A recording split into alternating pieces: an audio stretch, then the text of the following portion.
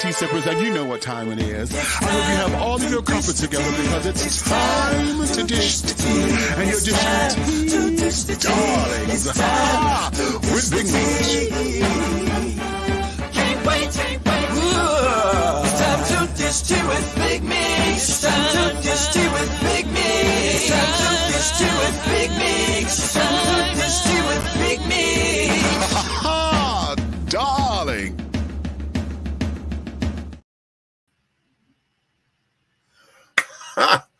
What in the hell is going on with all this damn freezing? I have no clue what the hell is happening here. Can you guys hear me well? Because I'm frozen on the damn screen here. Okay, this is ridiculousness and more ridiculousness. Okay, there we go. Shit. Damn. I can't even do my intro because I was going to sing and carry it on and like I usually do. But this damn thing here just pissed me off. But in any event, honey, hello. Hello to all of my tea sippers, my crumpet dunkers, honey, my pot stirrers, my tea brewers, honey, my crumpet dunkers, my tea leaf readers, honey, my tea baggers, and my tea biscuits. Ooh, honey. It's another glorious day, honey, so I hope you have all of your crumpets together because, darlings, you know what time it is, honey. It's time to dish tea, and you are dishing tea, darlings, with Big Meat. What's happening? Listen, y'all know I am still in birthday mode, honey. This is going to last up until April 2nd. Y'all know that the season is when? February 28th until April 2nd. So yeah, this you understand. Now, today we're coming to you, darling, because I have an exclusive, okay? Well, it's an exclusive for us. And before we go any further, first I want to thank my sister, honey. I want to thank my sister, Miss Plain Monroe, and her show, Laugh and Learn, along with her co-host, Bobby Clifford. Hey, Miss Bobby. I want to thank them for taking the initiative to introduce this person to us. I'm about to introduce to you. Okay. This is going to be a serious discussion. Okay. Now, of course, y'all know me. We're going to make light of it. And this discussion here is going to open up a lot of emotion, a lot of feelings. For those of you who are traditional Christians, honey, y'all gonna want to backflip and give Jesus all the praise, okay, and carrying on. And I'm expecting that.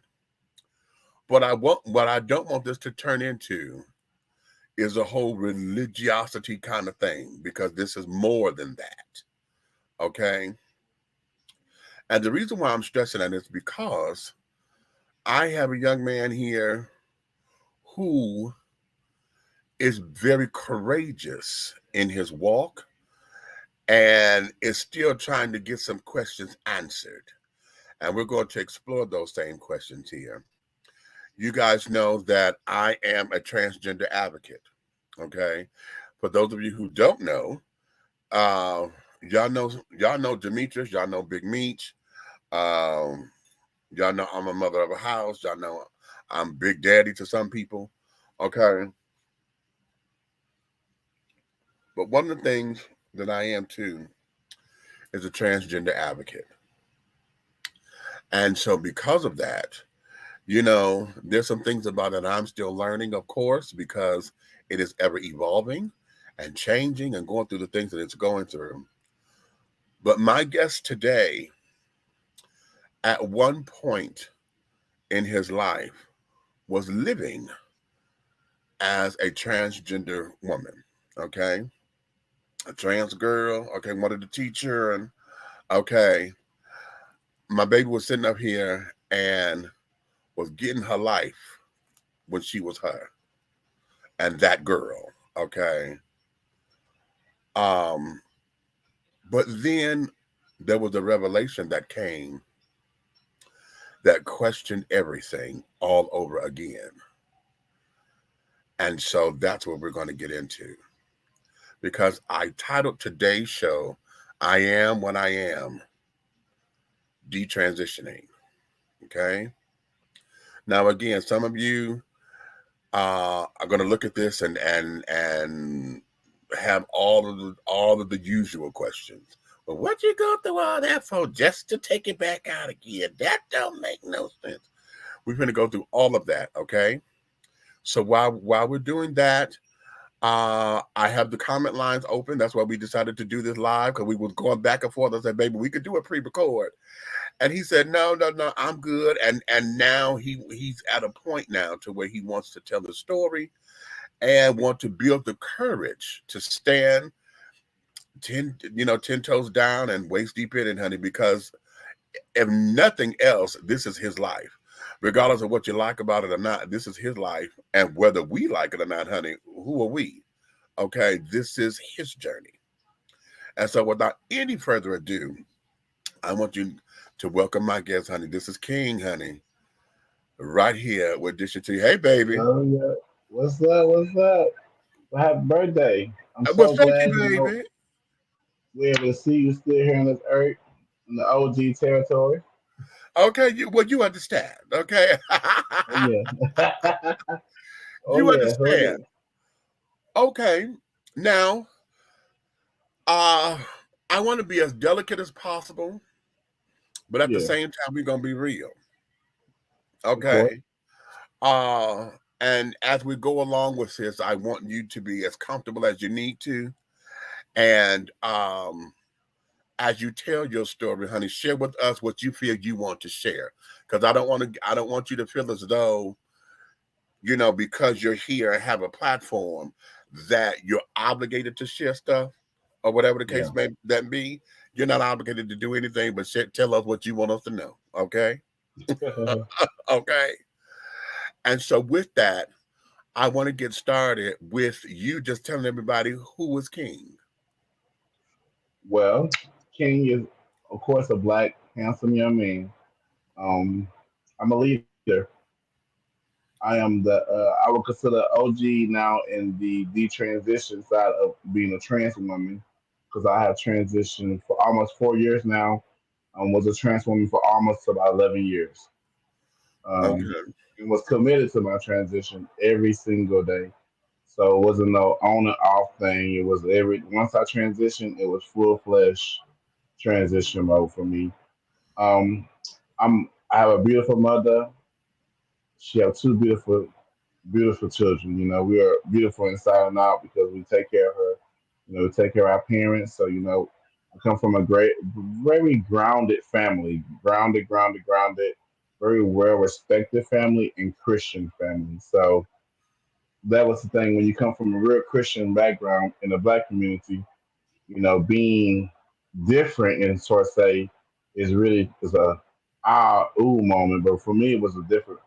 I didn't experience that moment. I was loved since the first day I came out as bisexual in 10th grade. I found out by reading something. When I stand true to myself, I just kept going and kept going. So my family always supported me into being whatever I wanted to be. Once I became bisexual, open with that, whatever journey I went on, my family supported that. Okay. Oh, okay. Now you hit something. Oh, okay. Let's start there with the easy route, as I like to call it, the bisexual route. And for those of you who are bisexual, I don't mean to be disrespectful to you. Okay, I'm saying it from my experience with it, because as an openly gay man, it was my experience that those who said they were bi, it was an easy way out. It was a cop out because they didn't get all of the The slant. They backlash. didn't get beat up. They didn't get that because they still gonna get some pussy. Okay, and as long as Yeah, black yeah, folks yeah. getting some pussy, everything was cool. You, Okay, you good. you know what I'm saying? So Yeah, that whole bisexual piece for me, in my youth, became a cop out until I started to understand. No, because now I see bisexuality as the physical manifestation of who God is spiritually. Okay. If God is both Hmm. male and female in the spirit, you know, Right. then those who are bisexual, I believe, exude that in the physical, in the carnal that we know it, and have the capability of loving everyone. Look who done came up in here. Hey, thank you, baby. That's Miss Flame, honey. Hey, Flame.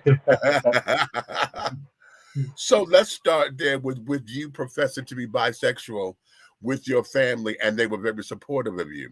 When you were in that stage of development and believed that that was your identity at that time, what was that for you? um, well, being bisexual was for me was just relaxing in a way because I was accepting to liking both genders. And when Hmm. I said both genders, with me, I started off being with trans men. When it came down to sleeping with men. So Hmm. when it came to biological men, that started from my childhood when I was molested. At 7 years old. So I Hmm. molested at that age, and I was molested again by a woman. I molested again in my teenage years. So it did confuse me in a way, but I Hmm. had to figure it out. You know what I'm saying? And once I figured it out and started to accept the fact that this was me, I just went with it. I didn't let it not discourage me from saying, "Oh, I like one gender." No, I liked it both genders, meaning I dated trans men, I dated trans women, I dated biological men. So I've been all under the rainbow, Okay. pretty Oh, much. You know what okay. I'm saying? So Okay. for me, that's when I say I stand by being bisexual. That's bisexual. When you're messing with the opposite sex, you may not identify. I don't want to identify as it. If you don't have to, that's your choice. But it is a bisexual experience, and you can't accept. You cannot run from that. You know what I'm saying? Okay. Once you cross over that line, that's just that. Well, okay. I'm that's cute. I'm glad you're using the word experience because a lot of people have experiences and realize, oh, okay, I did that, done that. It is what it was. I don't necessarily need that. Then there Right. are those who like, okay, no, I like this, and they had that aha moment. And when the Hmm. angels start singing and the church, bells start dinging and the mountains get to crumbling and shit, there are those Yeah. who have that experience. And then you have those that are on the continuum, somewhere in between, you know, and so they're still trying to figure it out. So you saying that you identify as your sexual orientation is I'm bisexual. Yeah. Yeah. Okay. It was bisexual. Well, now I just be chill. Like I told you before, I chill. I'm just seeking myself. I don't dip around. My goal was to also be married by now with a female and have children because I did have somebody who also experienced the same lifestyle I experienced in a way, but different routes. But me and her took, a seat back just to try to figure things out in life. But for the most part, I don't be out here sleeping around with different men or different. I was at one point sleeping with different trans men and stuff because I was still looking for something because I was still being me. But then I had to realize, what I want. Getting older, you can't just be striding the fence. You got to figure it out. Um, and if I mess around the lifestyle, if I'm not gonna fall in love with nobody in the lifestyle, then I don't need to be sleeping around, with different people in the lifestyle and stuff like that. So I Okay. choose to just focus on just, being a better man first, so I can be good to Okay. whoever I choose to be with. Okay. Now, being a better man, let's delve into that. What does that mean to you? What is your definition of a better man? What are the steps that you're taking to become a better man? Well, I do go to therapy. I do go to psych doctor because of my transition. Hmm. And all the mental trauma I dealt with as a child. I'm a silent trauma baby, Okay. meaning I was silenced once I got touched, so that scared me from even expressing or even telling anything when anything was done wrong to me to anybody. I never did express. I just continued to get done wrong and keep going. So me, by being a man now, it's just following the proper steps. If you got to go to counseling, you got to go to psych. Start there first, so you can build up your character as a man, and then figure out who you are. You know what I'm saying? A lot of black men, we don't know who we are still to this day, Hmm. and we're still trying to figure that out. And for me, I'm figuring it out. I know who I am in my sexuality lifestyle. I know who I am, my identity now. So I don't have that confusion. I don't have the confusion of not knowing about like men or women. I know what's up. So that's why I'm focused on the man, just building up my character, building up my strength, building up my life to be good to not only myself but for other people. Okay. Now let me ask you this, and this may be this may be a because I want You're breaking up. okay, and it's the line in there. Did I break up? You know what? Okay, we're gonna ban this because every time I'm onto something, I swear that the people are listening to me. Cause I always want to fuck with with my stuff. Every time I'm onto something real good, I go through this. Here's me being devil's advocate and all of that because the line from Tu Wong Fu, okay, Hmm. is when Miss Chichi Rodriguez had he told Miss Vita Boam, okay, bitch, you ain't no, you couldn't make it as a man. You discovering the type of man and who your man self is. Did you ever think that that description ever fit you? Being a man. Living as trans and then now that you're detransitioning, Well, did you ever think yeah, that, oh wow, yeah. My transition came from overall my me knowing that I did want to be trans. I knew around 15 years old I wanted to be trans. When I was 17, I went to the club called Club Envy out there in Dallas, and I first see my first transgender. Miss Beautiful Raquel Lord, like I said before, and I met Bolays, which she was a female impersonator who I thought was also a trans woman, but they said no, she just do drag. So I had met different people in the walks of life through my friends.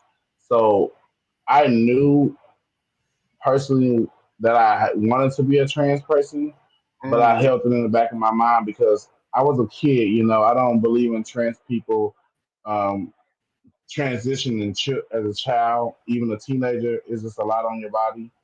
Um, so I didn't want to transition as a teenager. So I waited till I was an adult. When I turned 18, I went to a therapist and she told me, I was telling her what's going on in my situation in my life when I was sexually assaulted. When I was 8, I wanted to cut my penis off because I felt like if I cut my penis off, I wouldn't be violated. In my mind, as a kid, like that would make somebody not want to violate me because I'm keep on getting violated. So I told her that she said mm. I had genital dysphoria and gender dysphoria at Wait a 18. minute, that's a new wait, So that's a new what I mean. Genital dysphoria and gender dysphoria. Oh, that okay. yeah, Wait a minute. Press pause. Press pause. Wait a minute. We're going to Google right now. We are going to Google right now. yeah, I'm 54 years old. I have never heard of genital yeah, dysphoria, gender baby. Okay, dysphoria. now hold on here. Okay, hold on. No, no, no, no, no. But hot damn, here it is. What you say? Genital dysmorphia. Okay. Oh, okay. So they putting that up under the body dysmorphic. Okay. Now I Yes, know what body dysmorphia is, and that's those who feel as though they're not. A lot of bodybuilders go through that. Okay, yeah, that they don't like. They just don't see what they think that they're supposed to see. Okay. correct. So I was confused with that at 18. You first? Disorder, and they say it's abstract.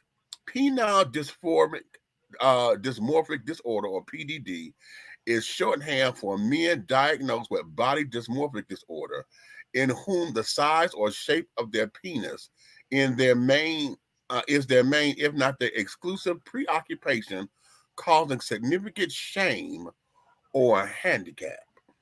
Yeah. So wait a minute, wait a minute. I'm okay. Hold up, baby. So she said that because I told her about the experience of me wanting to cut my penis off. So in her mind, that's how she broke it down to me. It was genital dysphoria and gender dysphoria because I told her about the, wanting to be a trans woman as well, through the process. So that's how she put it to me, Okay, which so just that's scared okay. me. So she made that connection there, Yeah, them two and connections there. because according to this definition, that's not what you had. So it was no, so we have Obsessed with the size that professional, they did. licensed therapists misdiagnosing people. So for me, I was confused, and I didn't transition still. I waited because I was trying to grow. I was like, okay, I'm young, I'm 18. Let me still experience life.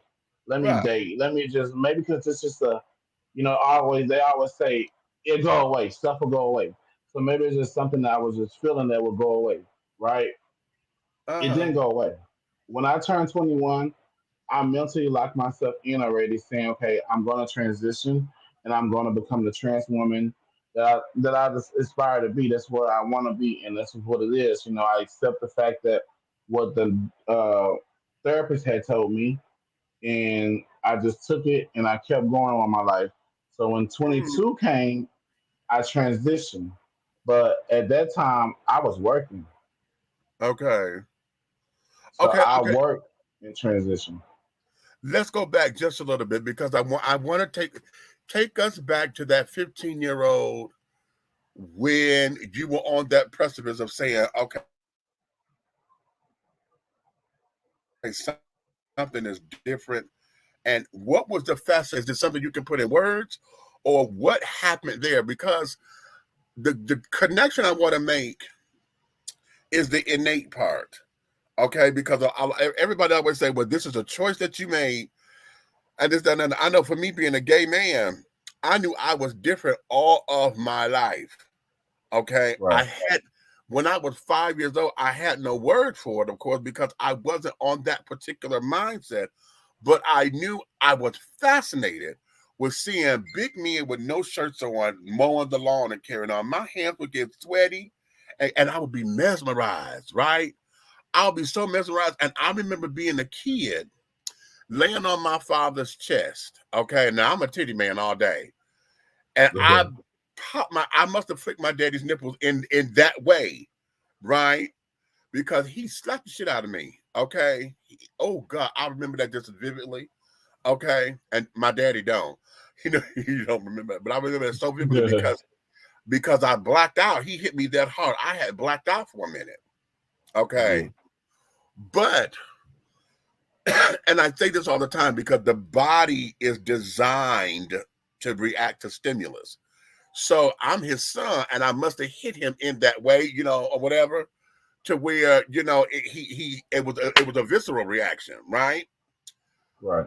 So I know for me, all of my life, that's been my pull. The choice came when I decided to accept this is what it was. After all the running, after all the lying to myself, this ain't who I am.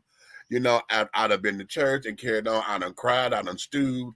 I walk like my mama since I took my first step. I always talk with my hands. It was always that.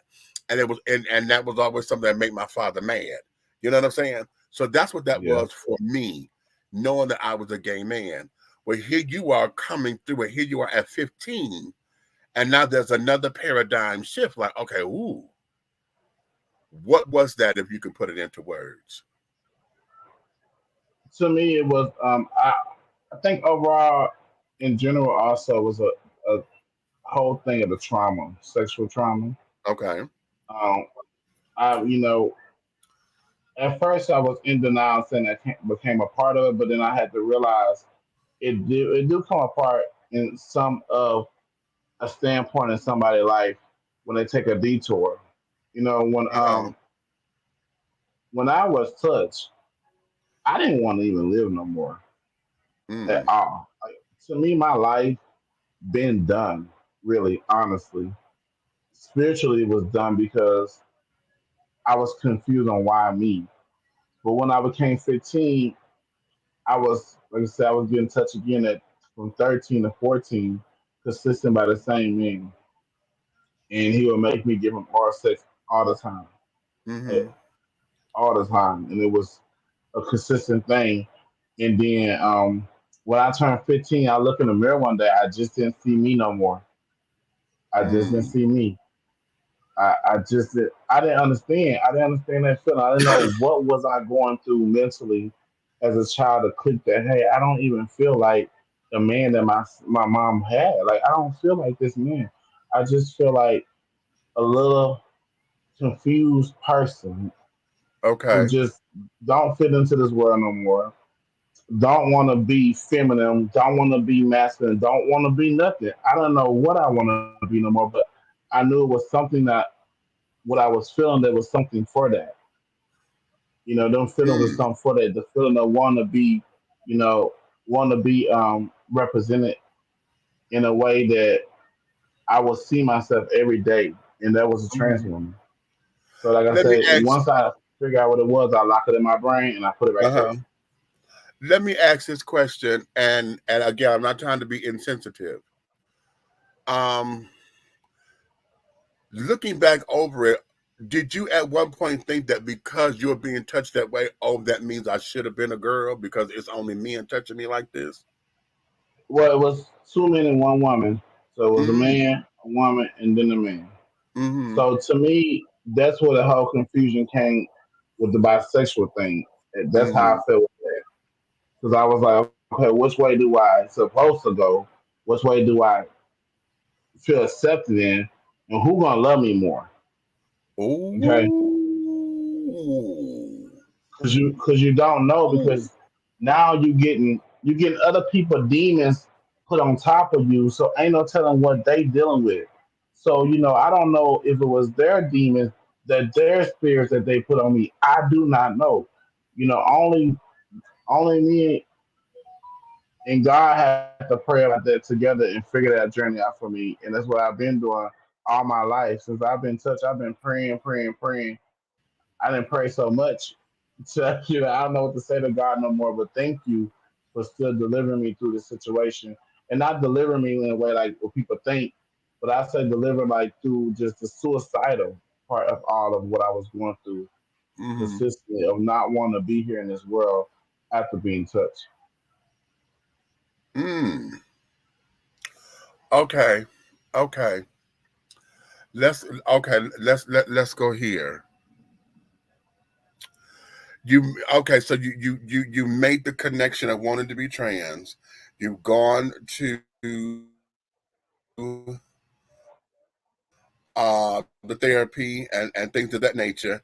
We got this new term. I'm telling you, this is the first time I've ever heard this. This genital dysmorphia or PDD, penile dysmorphic disorder. Um, Damn. So we're here. You said at 18. Well, wait a minute. Hold on. Let me pump my brakes for a minute because I'm still not sure if this is the direction I need to go in. Let me explore. Let me see what life has to offer. Let me just grow as a adult, Okay. a Aha. young adult. All right. Now let me ask this: did your gender identity also confuse your sexual orientation?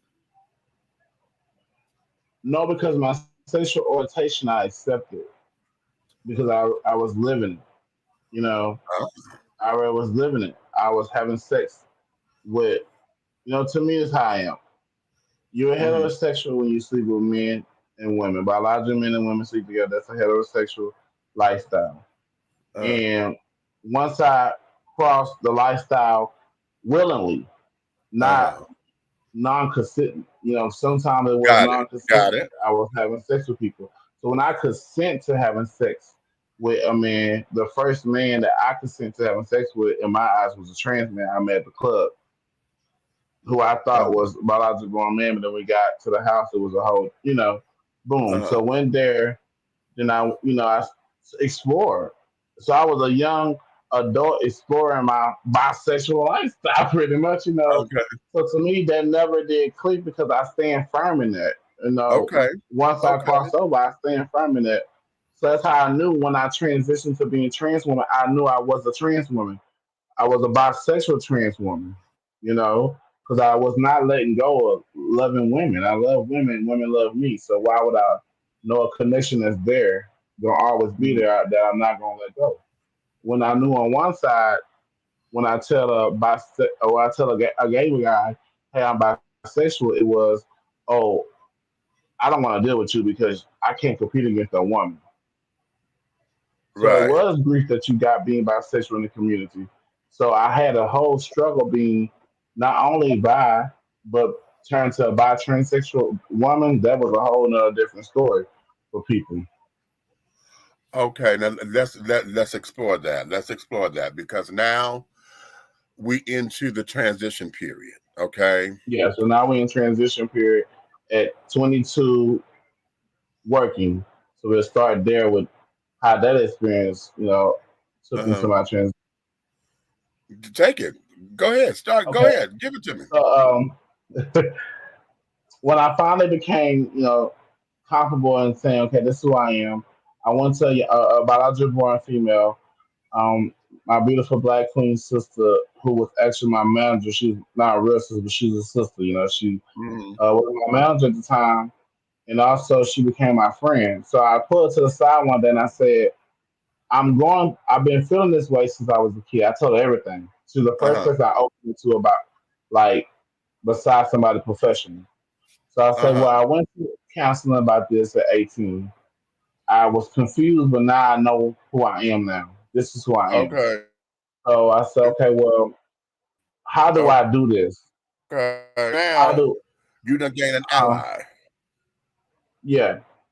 So I have somebody who was listening to me. She said, okay, well, you're working, so I don't want you to just jump up one day and just come in here and just, you mess up your money.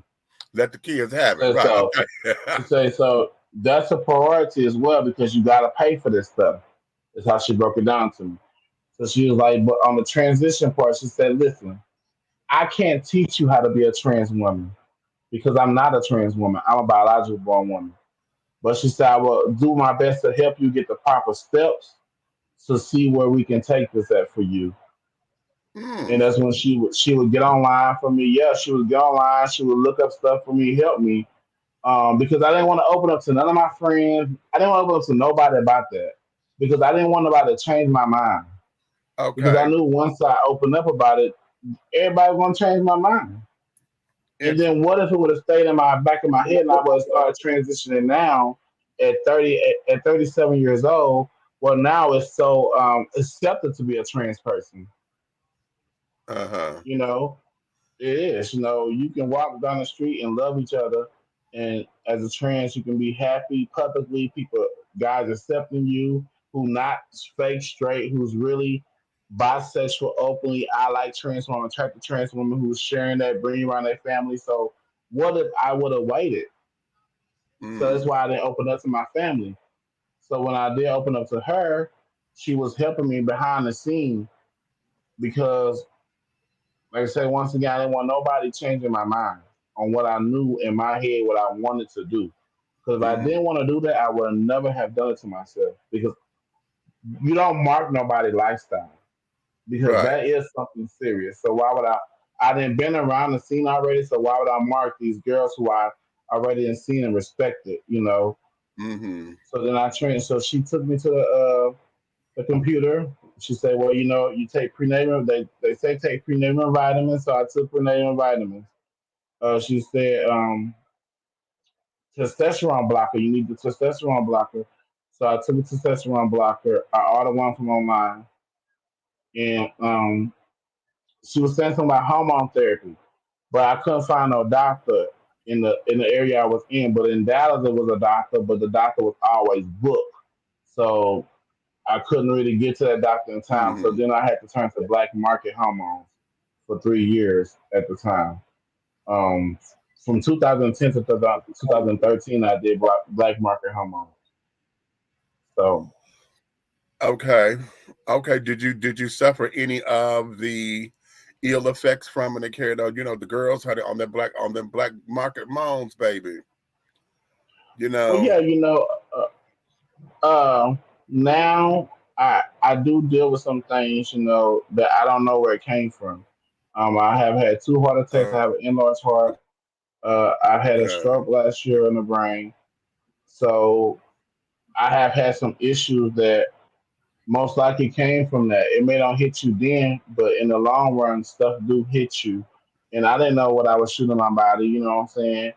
Um, Nobody really know what you're shooting your body when you get in the black market. They could just be making up stuff, and you could just, you do what you do to live your life because it's hard. At that time, it was hard to get into doctors and stuff like that. So I finally found a doctor after that. But then by the time I finally got a doctor, my transition was taking a detour in a bad Really? way. Yes, Okay. yes, yes. Okay. So now, okay, with the moans that you were taking, how much of your body augmentation did you realize? Was you like? Because I'm looking at your face, honey. Your face, a lot of the girls they start to look like Madam. Not okay. The sisters that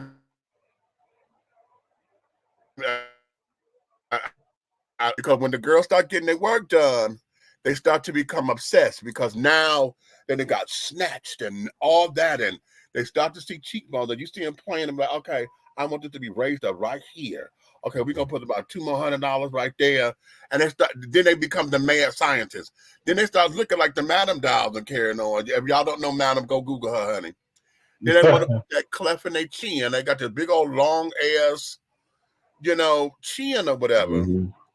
And then, once they start getting their titties done, then they become obsessed because now the bigger the titty, honey, the more woman I am. Because, this is the aesthetic. And as long as I can Yeah. wiggle and jiggle, then it becomes the whole thing.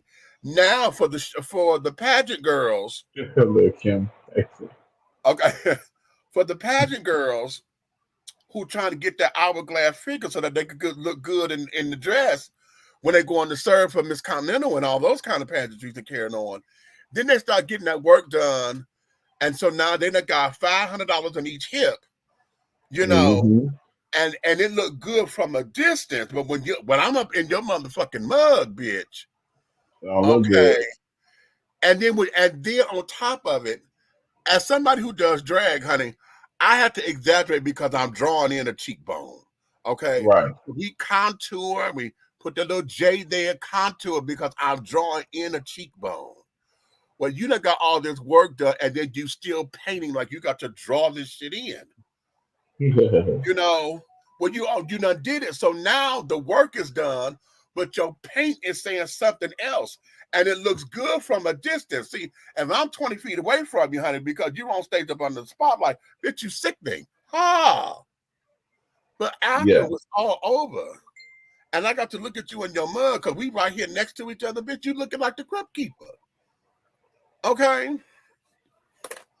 And so how was that for you? How was that you were able to maintain? Because I've seen you. Okay, and we're not going to reveal those pictures here, y'all, because that there y'all got to wait for the book for that. Yeah. I'm working on. Okay. I'm working on get my book started and getting it done. Um. Well, when well, I was 100% natural. Besides my Uh-huh. implant, Okay. so my grandma my grandma died in 2009. My grandma was my cheerleader. Like I said, I come from a very Christian family, so for them to love me the way they did, it was so much easy for me to just accept my life a little bit when they don't even know the trauma I was dealing with. So my grandma told me, she said, "Make me a promise." I said, "Yes, ma'am," because I wanted my face done. I wanted all that stuff done right. She said, "I don't want you touching your face." And I said, "Well, what, Mama? That's what's I'm supposed to give this look, right, Mama?" She said, "No, baby, because your face is what the girls gonna want to pay for." And I never knew what that mean. And she was Mm. like, "Once you realize that your face gonna be worth more than them girls' face is ever gonna be because you're natural, you're gonna wonder why I'm telling you this." Because mind you, my grandma been around that lifestyle because she had a gay friend. He got killed in Louisiana, where we from, for being, from being openly gay. Okay. So my grandma already we now all that wasn't around us as kids because they was very strict on that. We didn't even see public affection So I never touched my face. So when people used to see me, they thought I had my face done, and I Okay. didn't because I let in my hormones do it work. So the shots that was working, Okay. but after the second year, I started peeing blood. I Mm. started uh I started peeing blood. I couldn't come no more. At some point, like it was like duck water type when I was coming, and Uh-huh. it was just hurting when I was peeing sometimes. So then I was like, okay, well, even though this is giving me a look, but I don't feel good no more. Internally, I don't feel good. By then, I already Mm. had my implants in 2009. I already had got my implants away. So my grandma died. She didn't get to see me. When I seen her, she was in a casket. Wow. So it hurt my heart because the person who supported my transition, you know, so much and wanted me to stay natural was the reason why I stayed 100% natural. Besides get my implants, Uh-huh. um, she left me because she was my cheerleader. She let me feel comfortable in knowing that no matter what walk of life you going in, God love you. We love you. Stay, keep your head up, and don't let the devil get to you. You Okay. know, and to her, meaning the silicone injections, the going to the table to get all the surgeries. She knew the danger of that. You know, she knew that these doctors can do anything wrong to you at any moment because they don't like who you really are. And Ooh. you don't understand that. Like these doctors will kill you because you're going, they can take your money, but you're going in transition and they will do something wrong with you just to kill you or to make you have a an infection or anything because they don't really believe in it. They believe in your money, but they don't believe in who you are. So Ooh, you know, that's big. my grandma knew that. She knew that. She been around it, so she knew something that I didn't know, and she gave Mm. me that piece of puzzle in my life to move forward through my transition, and that's why. Besides my grandma and Boles and my whole needed family in that community, they were so against the silicone injections. They were so against. They were like, "You don't need that," and I thought I needed it because I wanted it. I wanted to look like the other girls. Okay, now let's sidetrack a little bit here, right there. I want to venture off with some of the other girls. Okay, Hmm.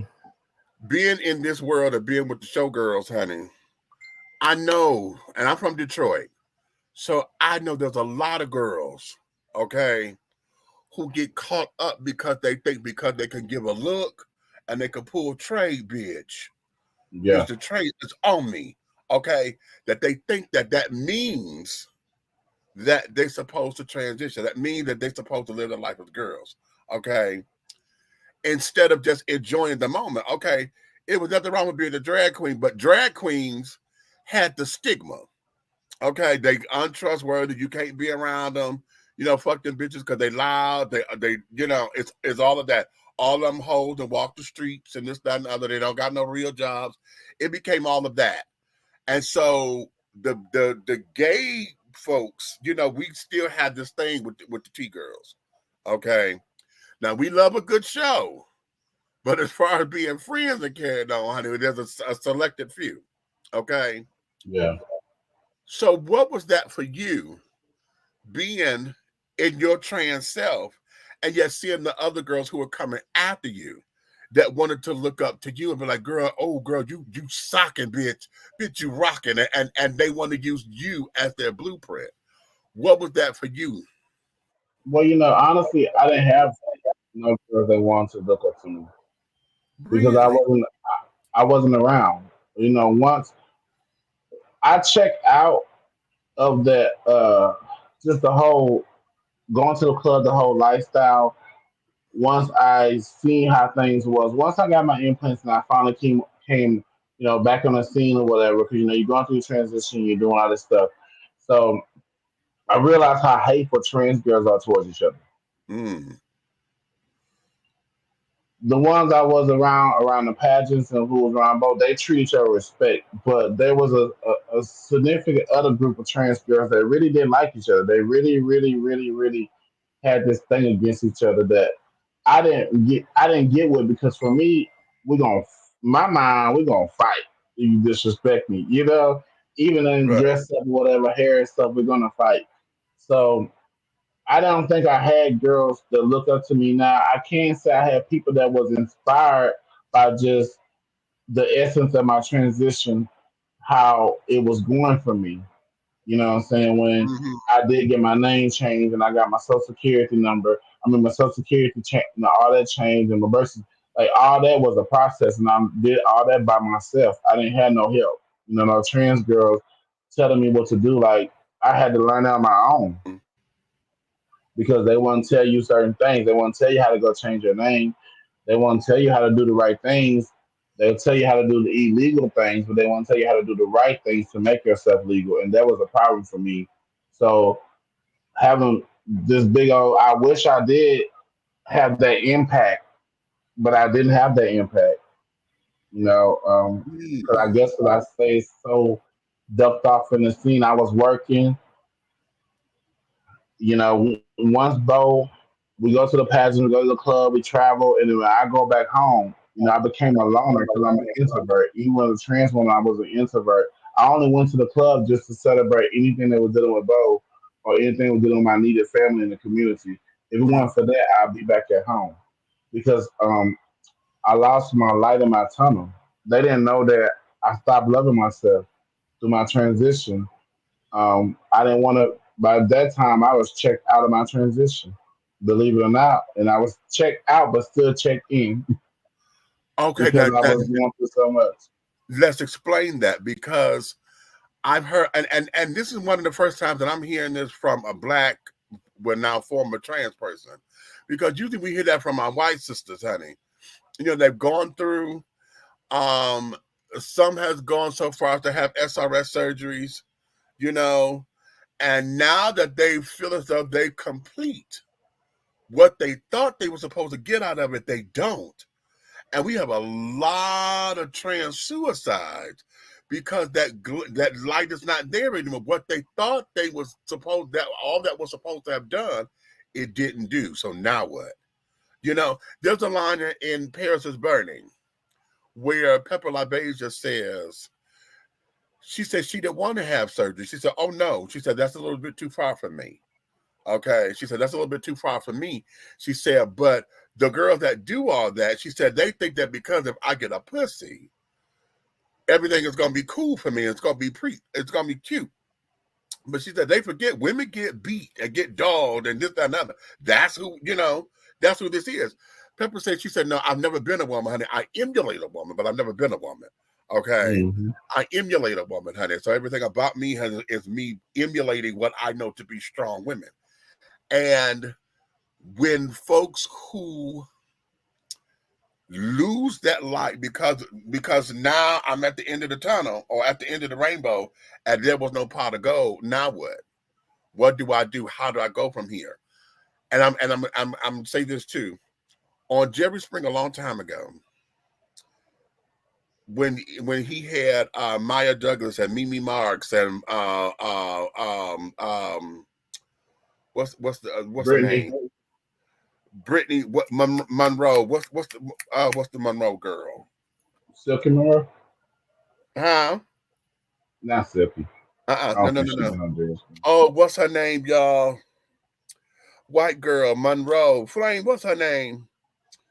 Oh, what's her name? I'm looking right at her. God damn it. And she's the one I'm trying to quote. I'm trying to get her name right. Anyway,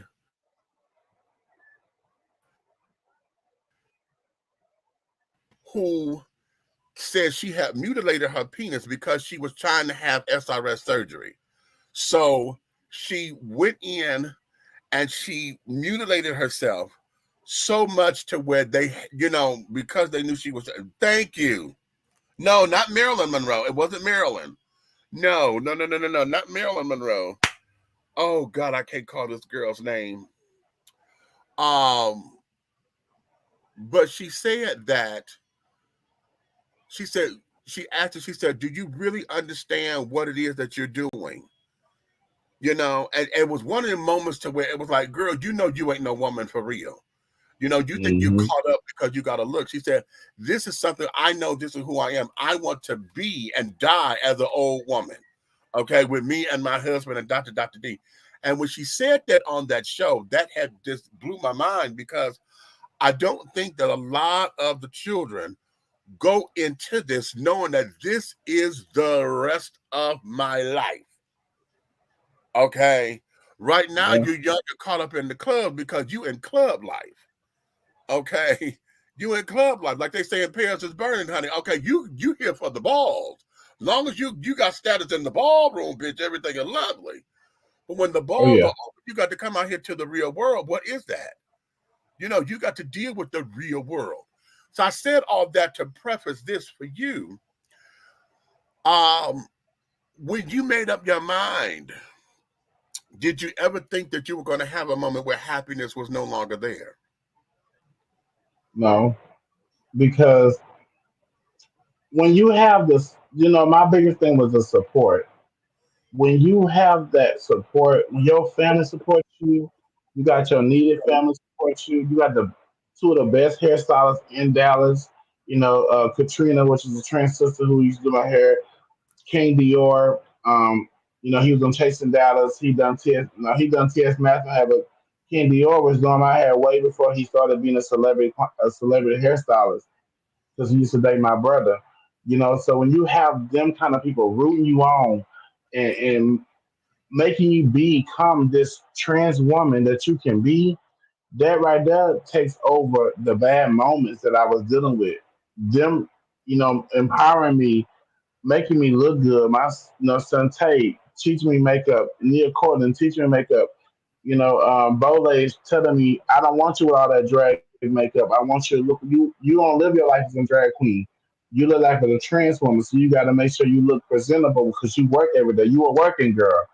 So when you got Mm-hmm. people like that that's rooting for you, it's hard to let them down. So I felt like I couldn't go to them and tell them once I lost my job at Lowe's. Because when I was working at Lowe's, I was dealing with a restroom situation. Okay. I couldn't go in the bath. Okay. I couldn't go in the bathroom inside the building. I had to use the bathroom either at this other building called Somewhere Rental or go to On the Border. Um, Okay. Dealing with that experience, and I wasn't prepared for that mentally. One day you can go to any bathroom you want to, and then the next day you come in just as who you want to be and who you feel that's who you are, and you go into the bathroom because you had to go back to the men's bathroom because the thing was I couldn't go to the female's bathroom until I was more presentable. Okay. I had to make Wow. sure my name was changed, make sure I had my implants. So before I had got that done, of course, with makeup on, eyelashes, hair done, nails, I had to go to the men's bathroom still, even with girl clothes on. So when I went in the Okay. bathroom, this man told me, he looked at me, he was a regular customer. I didn't check him out numerous of times when I was in my life before I transitioned. And he looked at me Uh-huh. and told me that I'm a disgrace to my community and um, that I'm gonna burn in hell, and that Lowe's should have never let me transition at a family store because they got kids that come to their store, and I'm gonna confuse the children. I left the bathroom crying, devastated, and I went to my HR and I said, "How do we handle this? Because now mentally, I don't know what to do with this. Uh-huh. I don't know what to do. I wasn't prepared for this part." See, and that's Right. what I'm saying. You don't think about all that, and that's something you need to think about the trans person too. You got to think about that restroom moment because at the end of the day, you're going to run into these issues, no matter if you're passable or not. You're going to run into these issues because people know these days what's going on. Now, nobody's not really confused no more. People know the difference, and it's not about being clockable. It's that people know the difference in the instance of trans women and biologically born women. So for me, I understood women was gonna be uncomfortable as Uh-huh. well. I knew that. But the women who I had in my corner, what they would do? They would go stand in front of the bathroom and let me go to the bathroom and tell the customer if the bathroom was broken. So I can go to the bathroom inside the store. But once that got out, Okay. I had no choice but to go to the bathroom where my store manager told me I had to keep confusion down and to keep me being safe because they didn't want nobody to hurt me for say for who I was. Hmm. So that made me that situation right there turn my light off. Even when Hmm. I still had the support, I still had the support. But my support didn't know that I checked out. I checked out then. Because mind Was you, it? by then I had full boobs. So now we in 2009, and I'm still going outside to the bathroom before I got fired. Hmm. I'm still going to Okay. these bathrooms. Okay. So here's what I'm hearing, and let me know if this is accurate. What I am hearing you say is, "Damn, here I am now. This is who I am." But yet the fight to be me, honey, is too much. It's going to The be too fight much. to be me is too much, and I don't know. Did you ever think that I'm not strong enough for this, or was it just so overwhelming until it became, what the hell did I do? Because if I got to fight this hard, I could have stayed where I was. Was Um, that the idea, or was it just your appreciation for women just became that much? Be like, okay, you know what? Okay, just being a woman and trying to be a black trans woman. Oh hell no, honey. I don't know if I'm strong enough for this. uh, my my appreciation for women was just so strong because women really supported my journey. Well, then say that one Um, more time because you went on a little bit. I'm my say support for women was so strong because a lot of women supported my journey just by being mothers. You know what I'm saying? okay, okay, And um, people, women get a lot of lack and a lot of slack on why they support so much in the LGBTQ community. And I think people don't understand a lot of these women are mothers. They're mothers first, and it comes from a mothering thing. When they really, it's not a really they support. They just want to make sure that this person is having some kind of my more support than judgment right, when it came down to them, want to be who they are. And of course, the men was more, you need to be a man, you need to be a man, but women are more love yourself, whatever you choose to be. And they had some men supporting my journey too. okay. I just thought of the girl's name. It's Monica Monroe. Monica Monroe, yeah, yeah, Monica yeah. Monroe. That bitch was lovely. Listen, okay. Oh, you better understand, honey. Okay. Good evening. Anywho, um, here is what this is, baby. Because now you're starting to check out, but you're still here. Okay. A lot of folks not knowing that you're checking out. Did you think about going back to therapy to I was see in what the, I that was was? in therapy. Oh, you were I in was in therapy. therapy. Yeah, Mm, see, my whole since I started my transition, I was in therapy. See, I did. That's why I say that's why I thought the decision I made was so correct for me because I was doing the work. I was okay. doing the work. I was consistently doing the work, going to my therapist, talking to them about it. Because I tried to commit suicide twice. Mm, Because I just didn't feel like it no more. I remember telling mom, I don't want to be a trans woman past 30. I'm going to kill myself because this right here is taking a total control of my life now because now I'm dealing with things that I didn't think I was going to ever deal with. Not only being black, but being a black trans person. Now, hold up. I didn't have to deal with none of this crap being an openly bisexual black man. So now I become to this side and now I'm getting a whole bunch of new unsigned stuff that I didn't ask for. I didn't ask to be mistreated like that. And it kind of took me back. So when I lost my job, I didn't fight the fight. I could have sued them and fought. but I didn't because all I want to do was work. I didn't want to be a escort or a porn star because I knew that's the only thing that our sisters did in the community. That was the Mm, only outlet that they had. And I mm, got the whole escort thing because you become this big fetish, not only to men but to women. Women like trans women too, believe it or not. I mean, so you become a big fetish, and then you just become this big old operating machine, a big sex toy. So I got the whole thing while girls say, well, shit, if I gotta keep doing this 3 o'clock in the morning, Lolo shit, I might well get $100, $200 from it. And you might well pay me for what I work. mm-hmm. But I still didn't have the dignity or the courage to go that route. Because I still say, you know what? I'm stronger than this. I can fight this. I can get through this. I can do this. I made the decision. I then got through the hurdles of getting the implants, changing my name, changing my license.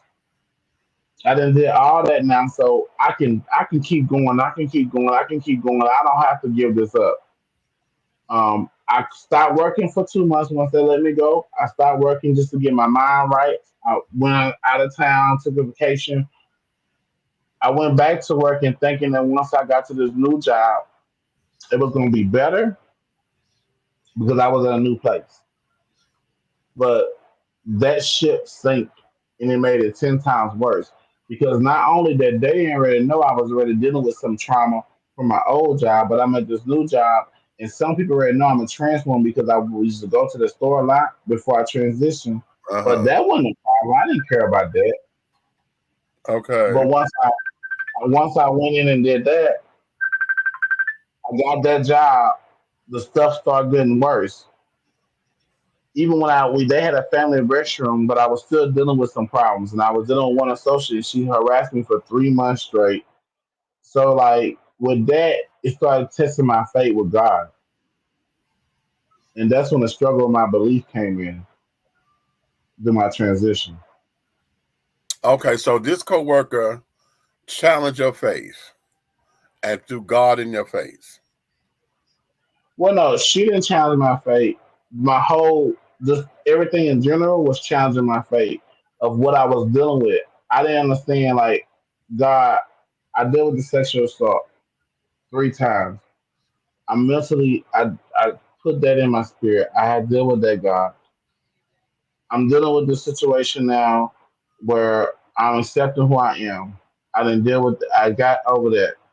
Now I'm going through these obstacles at work and all this trauma and I'm going through these heartaches, I'm going through this pain, I'm going through discrimination and harassment. I'm going through these things, God, that I'm really not mentally prepared for because I've never been treated like that before. Mm-hmm. I Mm-hmm. was been so much well respected and gave so much respect that I never in my life thought once I transitioned I was going to be disrespected corporation wise and public wise dealing with people. I didn't think it was like that because mind you, I came from the other world but respect with trans people in the community walking around dating them or just in general with them getting the respect, so when you come from a background of full of respect to a certain amount of girls that's disrespecting each other, but you know the girls are disrespecting each other, to a whole nother world being disrespected consistently. Once you're trying to survive as a human being the right way, so of course that will also just start testing your faith with God and make you. The devil will start pulling you. The devil start pulling me, saying, "God don't love you. You see what's going on with you. Look what's going on with you. Look at you. You're a mess. You're crying every day. You're going home. Nobody know you're depressed. Your mama don't know you're depressed. Your siblings don't know you're sad. Nobody know you don't want to be yourself no more. Nobody know but you and God. That's hard to deal with.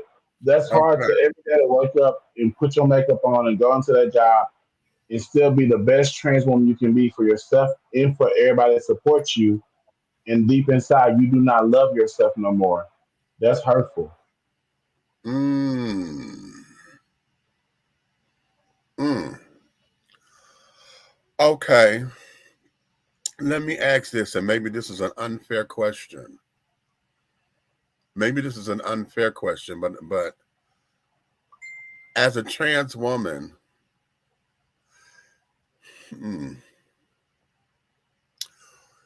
did you see the plight of women? And did it make any sense at that particular moment? Or did you take it just completely personally and say, oh, this is happening to me because I'm trans and the world don't understand? Versus saying, okay, I know women go through this, and because I'm a trans woman, I'm a different kind of woman. So this here is part of the thing. This is part of being a woman. Was that anything like that? No, because it was a different experience. You Mm, know, I, mm. I would say this trans women and biological women never gonna go through the same experience. This is true. And This is definitely I true. stand by that. You know, I do too. Yeah. it's certain the experience is never gonna connect. Now, when it comes to the men, of course, the same thing a man laying in the bed telling a woman at night, baby, I love you. He texting a trans girl or somebody in the community who he dating on the who he with on the side. When he tell that trans girl, oh, you the best I ever had, he telling a regular woman, a biological woman, the same thing. So the only thing that they have a connection to in the same struggle is men. And that's just about it because the lies a man would tell both. Because, that's just about it. But when it comes down to personal experiences, what a biological woman go through, what a trans woman gonna go through, is gonna be totally different. You Mm. know what I'm saying? And they have to be separated because it's just Because they're even separate and law different. Yeah. is different. Even through law is different. Even when you're trying to put it together, the law will let you know that you're different, and that's how I really understood that when I wanted to get my SRS surgery. No matter if I had a sex change, I would never run from being a trans person. Right. Even when I would go to the doctor, you have when they say, "Oh, how was your last cycle?" "Oh, I'm not a biological born woman." You have to inform them these things, So the difference was going to lie and be there, and that's what I love about being a trans woman because I went through a trans woman experience. I didn't. It wasn't a whole thing about you being discriminated or talked about because you're a biological born woman. No, you're being discriminated and talked about because you're a trans woman because this is the life that you live. You know, yeah, women can get discriminated and harassed as well by men, mistreated all the time in the workplace. But it still is a different environment when it comes out to trans women getting mistreated in the workplace and the biological woman getting mistreated in the workplace. Yeah, and especially when your Tina got clocked by the bio woman, honey, and she sees you as a threat anyway. And so you got that discrimination to deal with as well, on top of everything It's else. Now, me personally, I only had one female that I technically had a problem with at work like that. But Uh-huh. other than that, I never had that issue with women because when women used to be like, "Oh my God, you're so prettier than me," and I used to always stop them and tell them, "No, baby, you and not me. No, I'm not prettier than you. You are beautiful." I let a woman understand that never put me higher than you because baby, you pop me out of you as a woman. This is life, and I can't create that kind of life. So never put me higher, no matter how pretty I was, no matter what I've done to myself. I don't like when women put themselves beneath trans women because it builds an insecurity that people think women have that women shouldn't have because you should never be intimidated by a trans woman. It's like a trans woman should never be intimidated by a real woman. I hate that it's like that. I hate it, and I just don't even align or assign with that. It's out there, but I don't like it as that's like that because, like I told you before, my mother, my aunties, my sisters, and all them, they don't wake up saying, "Oh, I gotta go figure out what trans girl got a little better, clock." Like that. That's not the energy the women in my life on. We don't. We're not. They're not on the energy. They're not work. Only insecure women are on the energy. But a real woman who's really her womanhood, she's not on or worried about what a trans woman doing. Even when it comes to men, I always tell people the only thing a trans woman hold on a woman head is, "Oh, I got your man." Everybody sleep with that man, baby. That's why we call Everybody them sleep with that trade. man. Everybody got that man. You ain't special. It's just your turn. It's just your turn, baby. And enjoy your turn. you know. Okay, right. But Okay. Okay, now let's go here because you mentioned about your spirituality and carrying on. And I know that there's another uh detransitioner who's all on TikTok. I can't call his name now. And his transition, he's giving it all to God and everything. It is such a, the traditional God done delivered me, the devil had me yeah. bound, and this, that, now that. I'm not going to take that away from her experience because that's her life and that's what she believes she's Hmm. going through. Okay. Oh yeah. Uh, in that essence, though, and in that wheelhouse, this is why I say the church children, because they hear your story, they ready to backflip and be like, okay, Jesus, Jesus, Jesus, honey, yes, yes, yes, yes, yes. We told y'all, honey, just be born again, honey, and plead the blood, honey. You can come up out of that mess. Okay. What is that for you and your faith walk and you understanding God? Are you kindling God? Are you coming back to God? Or what does all of that mean for you and your walk? Well, I always tell people, God rebirthed me spiritually, mentally, and physically. Um, I would have dreams of myself in a coffin as a trans woman. Mm, So he was showing me things that was helping me make my decision. okay. Some was going to transpire that was going to lead upon me as a trans woman. Mm, Either was going to be suicidal or getting caught up with the wrong man mm, or maybe the wrong woman. right. You know. But it was something that, and I had a few dreams like that way before, time, before I actually did transition. Um, I had got two spiritual mentors that helped me through that journey because I was lost. Coming from a Christian background, I was lost with why, Mm, why God, why do I consistently have to battle these issues, and who else is battling these issues besides mm, me? mm, You okay. know, so when the devil came to me and tried to tell me that man don't love you, God showed me that he loved me when he rebirthed me. I had a dream about me being a man again. Mm, I was walking in the ocean on the beach with a woman and some children, and I had a family. And I mm, had this dream more than one time. mm, So him showing me, hey, I'm rebirthing you. I'm showing you what I have for you and what's dead for you. My mm, transition was dead. It was dead because of all the bad energy that took upon my transition. It had died. And before I lived my life as a lie, my thing was, God said, do you want to live a lie or do you want to live the truth? mm, And my lie was, do you want to stay being a trans woman knowing that's not who you are no more? mm, Do you want to continue walking in life knowing that you know that's a serious lifestyle? Do you want to still do this and still be in this when you know that's not you no more? Are you gonna be okay with telling the world that ain't you no more? okay. Or are you gonna die like this?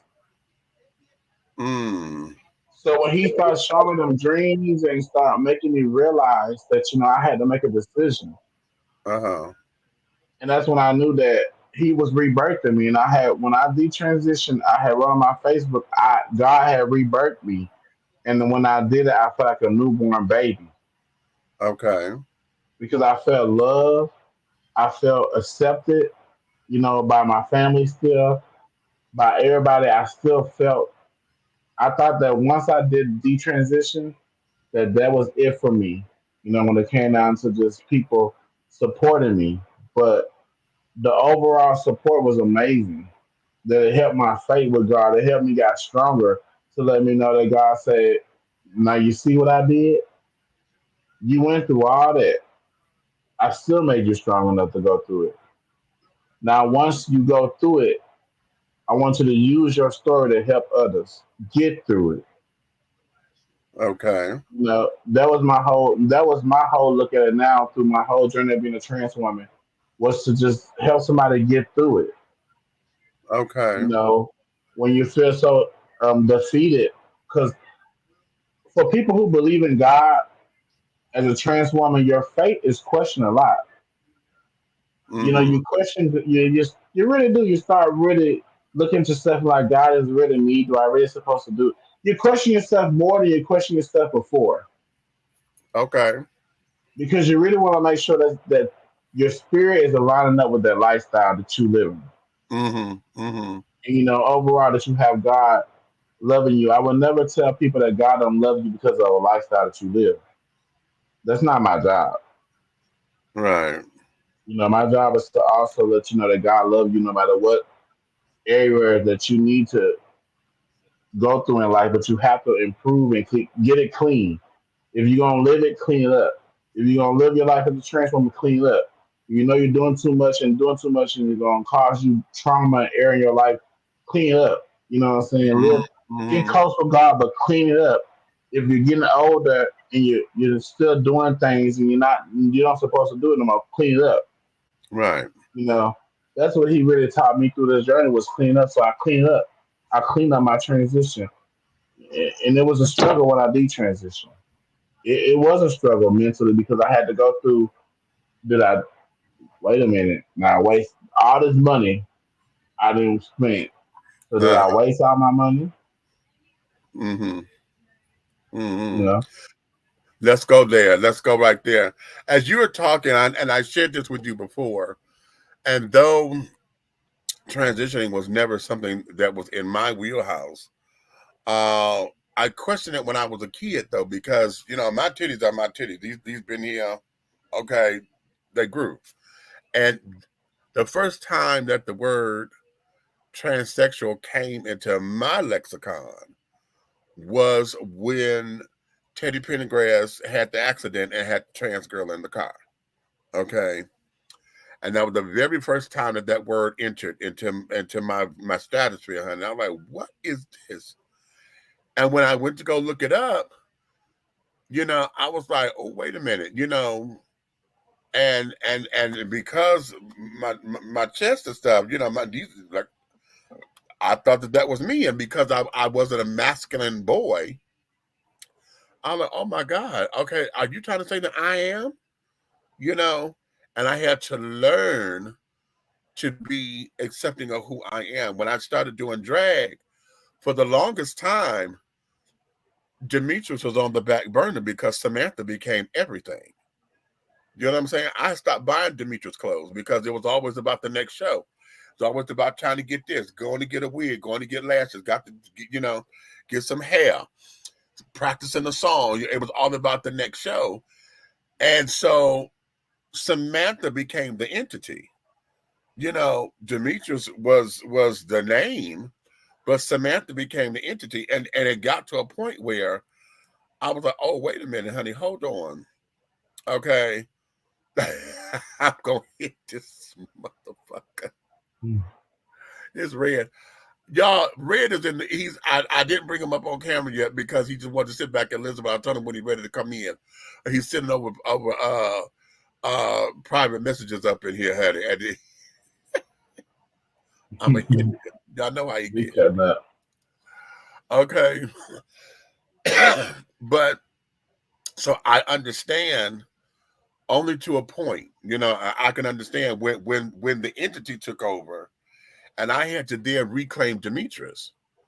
You know, because I had to stop myself one time. I said, wait, I was trying to do something and I didn't have any clothes. All my dress clothes I had, you know, when we go out, we got to have something, you know, just Hmm. talking to the kids. I'm from Detroit, baby. You know, we dress. Okay. And I went to my clothes. I said, oh no, honey, I got to go buy something because I needed some dress pants and some shoes or something.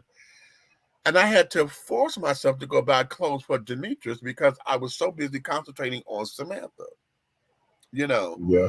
And that was the entity. That was the thing. I had a weekly show. So, Wednesdays was Wacky Wild and Wonderful Wednesdays, So I'm constantly having to get, whatever the case may be. And I did not well, let me not tell that lie. I was a stunt queen, but not that kind of stunt queen. Okay. Back in the day, because I did my share of checks and credit cards and all that kind of jazz back in my young years. But when I Young started doing chicken days. okay. But when I started doing shows and carrying on, I was not like a lot of those girls, honey, who was going to rip off the fabric stores and all that. That wasn't my Hmm. thing because I didn't want to have a jail sentence. You know what I'm saying? But I'm saying all that to say I get, trying to understand that entity. But now, as you are seeing this and you starting to have these dreams coming to fruition, what was it like when you went back and told the girls and your sisters and everybody else, okay, girl, this ain't me no more? When I got online and then my detransition, I was a part of this group before I detransitioned. It was in Facebook. It was a trans support group. We'll help each other pay bills and stuff like that. That need some help. We try to start a little. Cause my thing was I wanted to start a nonprofit organization to help people because I knew the struggle. I knew the struggle, but I worked. So for me, my struggle wasn't their struggle. Some of them didn't work at all. Mm-hmm. So when I post my pictures,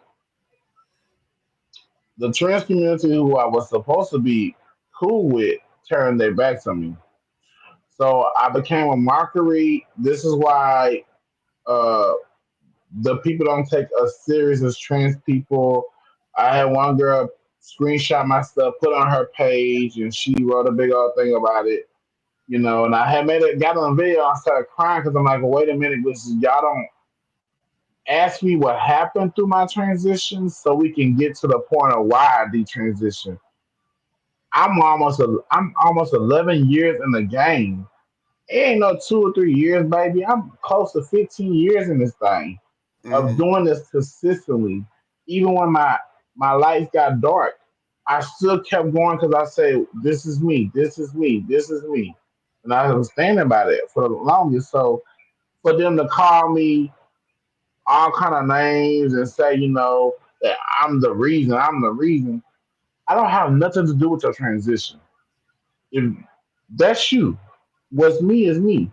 I never one time got online and told people disrespect any trans person. I may have said some things to people who have said some things out of character to the whole as a union as us. Mm-hmm. Now with a lot of trans girls, they quick to call the boys in the LGBT community the Bible or the gay ones. They quick to call them the F bomb in a minute. Right. You know, so for me it was like, wait a minute now, y'all talk about homophobic, transphobic, but here y'all go doing just as worse. You're not accepting one of your peers as a detransition trans person. So now I can't even speak on nothing trans matters no more. I gotta shut my mouth because I'm exit out the island of the transsexual island now. Pretty much. That's what it Oh, is. Like once you they put you over detransition, there to the Isle of Misfit they Toys, put me baby. on they put me on the island with Flame and Buck Angel because they can't stand them two most wisest OG in the game, and I just be like, y'all didn't put me on the island where y'all don't want anybody who can speak the realness. I never spoke against anything. I don't have to agree with all of it because I Right. don't. I think that trans people should have their own Olympic sports. I don't think that trans people should play in the sports with biological people. I just don't feel that. I compete against each other. That's the fun thing about it. You know what I'm saying? I just feel that things should be separated because you want something that you can call your own as a community. This is the first that instead of trying to always hop over to take over because there's always going to be some problems. So it's like fire and desire are what works because if Okay. not, being cool, calm, and collected, understanding and having a table of differences and respecting each other, that can't work. The only way it works is, hey, we keep causing confusion on this side, but then we can be transphobic and homophobic towards our own people. We don't agree or they don't agree with us no more or agree with being trans, or the ones who detransition automatically get executed because they didn't stop a lifestyle that they don't feel that fit them no more. You rather stop the lifestyle than continue it, because when you continue it, then it do become a mockery. You know what I'm saying? At Mm-hmm. some point, like for me, I never marked it because I only continue mine because I really felt that what I was doing was right.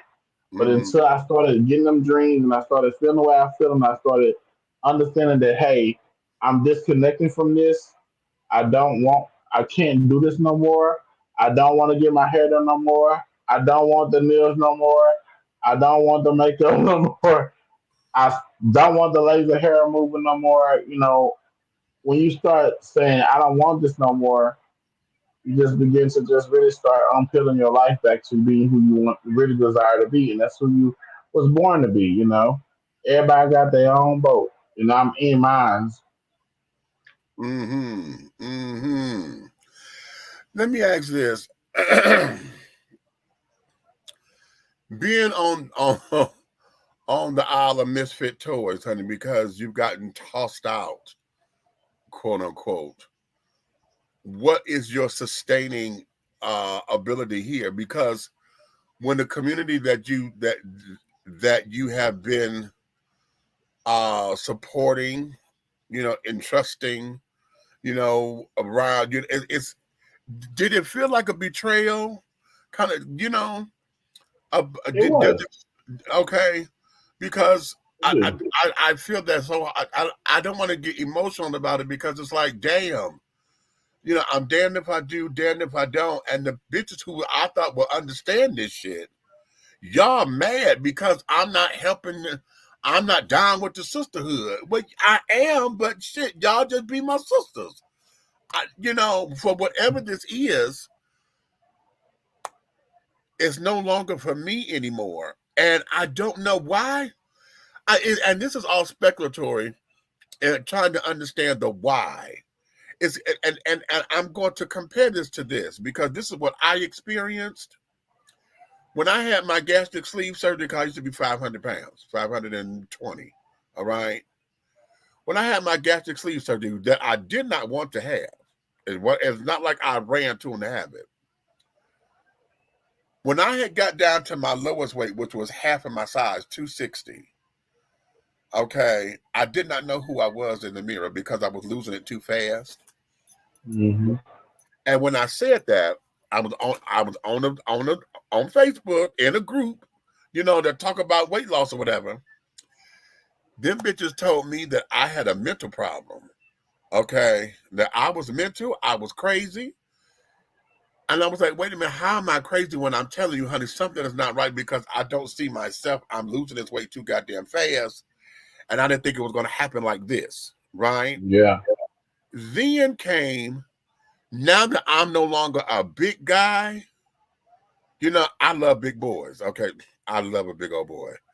But because I was no longer a big boy in their eyes, everything that I was attracted to, honey, looked at me as if, okay, I got the nose turn up treatment. I got the betrayal, like, damn, you lost the weight. Now you think you a skinny bitch. That whole thing, Monique, skinny bitches are evil.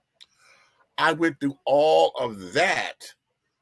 Then I felt like I was losing my identity, because I've been big man for so long. Hey, Big Chief, what's up? Now my aesthetics were no longer Big Chief. Well, 260 pounds have never been small. It's just that for, the change, these folks here in Atlanta don't know a 260-pound meat. Mm-hmm. Okay. Detroit does, because they knew when I first got to 260 before I became 500. Okay. So they knew what that journey was. And so that whole betrayal of being tossed out, thrown out of hell, Big Boy Pride didn't even want me there. I come walking through one day, child. They were like, oh, bitch, what the fuck are you doing here? You Too know, skinny for them now. Exactly. And so now comparing that to you here, okay, bitch, we were sitting up here talking about hair and carrying on and who did your hair. Bitch, your titties done. Now who did your work? We on that kind of conversation to where now it's like, okay, bitch, I'm over it. No, I don't feel all this no more and blah, blah, blah, blah, blah. Then it's like they turn, like, okay, well, no, I'm picking up my marbles and I'm going home. You can't play no more. I mean, what the fuck you mean I can't play no more? Okay, wait a minute. Red said I was trained. Okay. Uh DC, shut up. He talking about these women treat me the same way after I lost these 7 ounces. Hush up, DC. Hush up. So, so now that you have said to the girls, this is no longer me. Okay. What gave you the courage to stand in it and say, this is no longer me, and yet still able to say that I'm a trans, I can still be a trans activist in Canada, and I can still support my trans sisters. I can still support y'all, whether you support me or not. How do you able to do because that? God allowed me to. It was needed, you know. Um, it was needed for me to still be an activist for something who I understand. I Mm-hmm. understand it. You know what I'm saying? Being trans is a mental disorder. People understand. You have to go get diagnosis. It's a gender dysphoria. That's a mental disorder, Mm-hmm. and that's you have to accept that part of it. Mm-hmm. And so for me, I could just turn a blind eye because it's not my problem no more.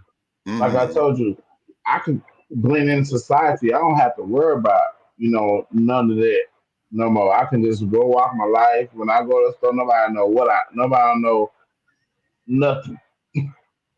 You know what I'm saying? I'm just a regular man. But they'll be selfish of me because that's not why God brought me this far to this journey. Do not advocate for the right reasons, not the wrong reasons, the right reasons for the trans community. Because I do have trans sisters. I mean, I don't talk to them every day, but I do have trans sisters. I do know 3 other trans girls that was murdered. You know what I'm saying? Um, it may have not been person to person like some other girls know, but we have bypassed each other, spoke to each other, had conversations with each other. So these girls get murdered. Black trans women get murdered more than anybody. So I wanted to make sure I stay advocating for that. Hey, these black sisters are getting murdered, but let's pinpoint the reasons and let's see what can we do to make this better. For the Mm-hmm. girls in the community because the other trans girls can escort and none become a target. So why the black girls can escort and they get set up? It's a reason why Mm-hmm. is like that. You know what I'm saying? So we gotta really look into why it's like that. So when you got somebody like me who then read the cases on why girls and got killed, knowing that some of these cases is from their clients, knowing that some of these cases is from their lovers who are not comfortable with being themselves or being a man who will never want to be seen with you in public no matter how beautiful you are because once somebody found out your life become debt to them. You know what I'm Right. saying? So I didn't let all day bad energy um, mess up my mission to support the ones who needed to be supported. You Okay. know what I'm saying? Let, I wasn't gonna let them destroy my mission. okay, cool. Red, you ready? Because he's talking about now at the time. Wait a minute. I don't see you. Where you at? He there. Oh, okay. There we go. You fuzzy.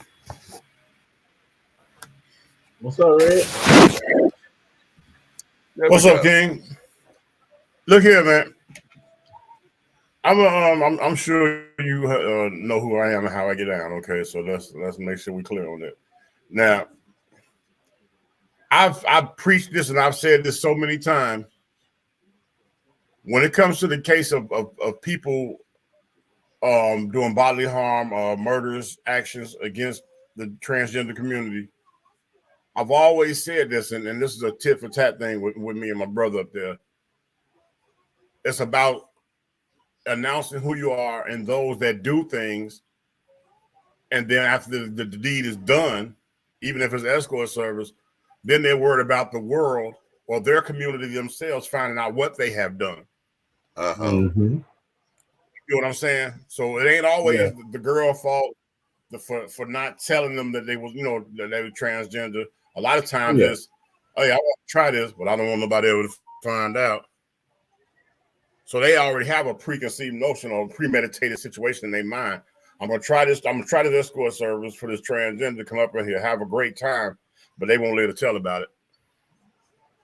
Right. You know what I'm saying? It's what I call, it's a thing that's not balanced. You know what I'm saying? You can't put all the weight on the transgender community, but at the same time, it's a lot of them out there that don't speak who they are. They try to feel into a woman totally try to be deceitful in situations of intimacy. And a lot of times during the time of intimacy or right after or even right before, they find out and people freak out. Everybody's not mentally capable of handling that type of situation. This is true. I'm telling you from some symptomatic experience from the military where I had to go pick up some guys for the police to turn them over to the military police, which I was. Went to a hotel, and it just so happened I knew the guys.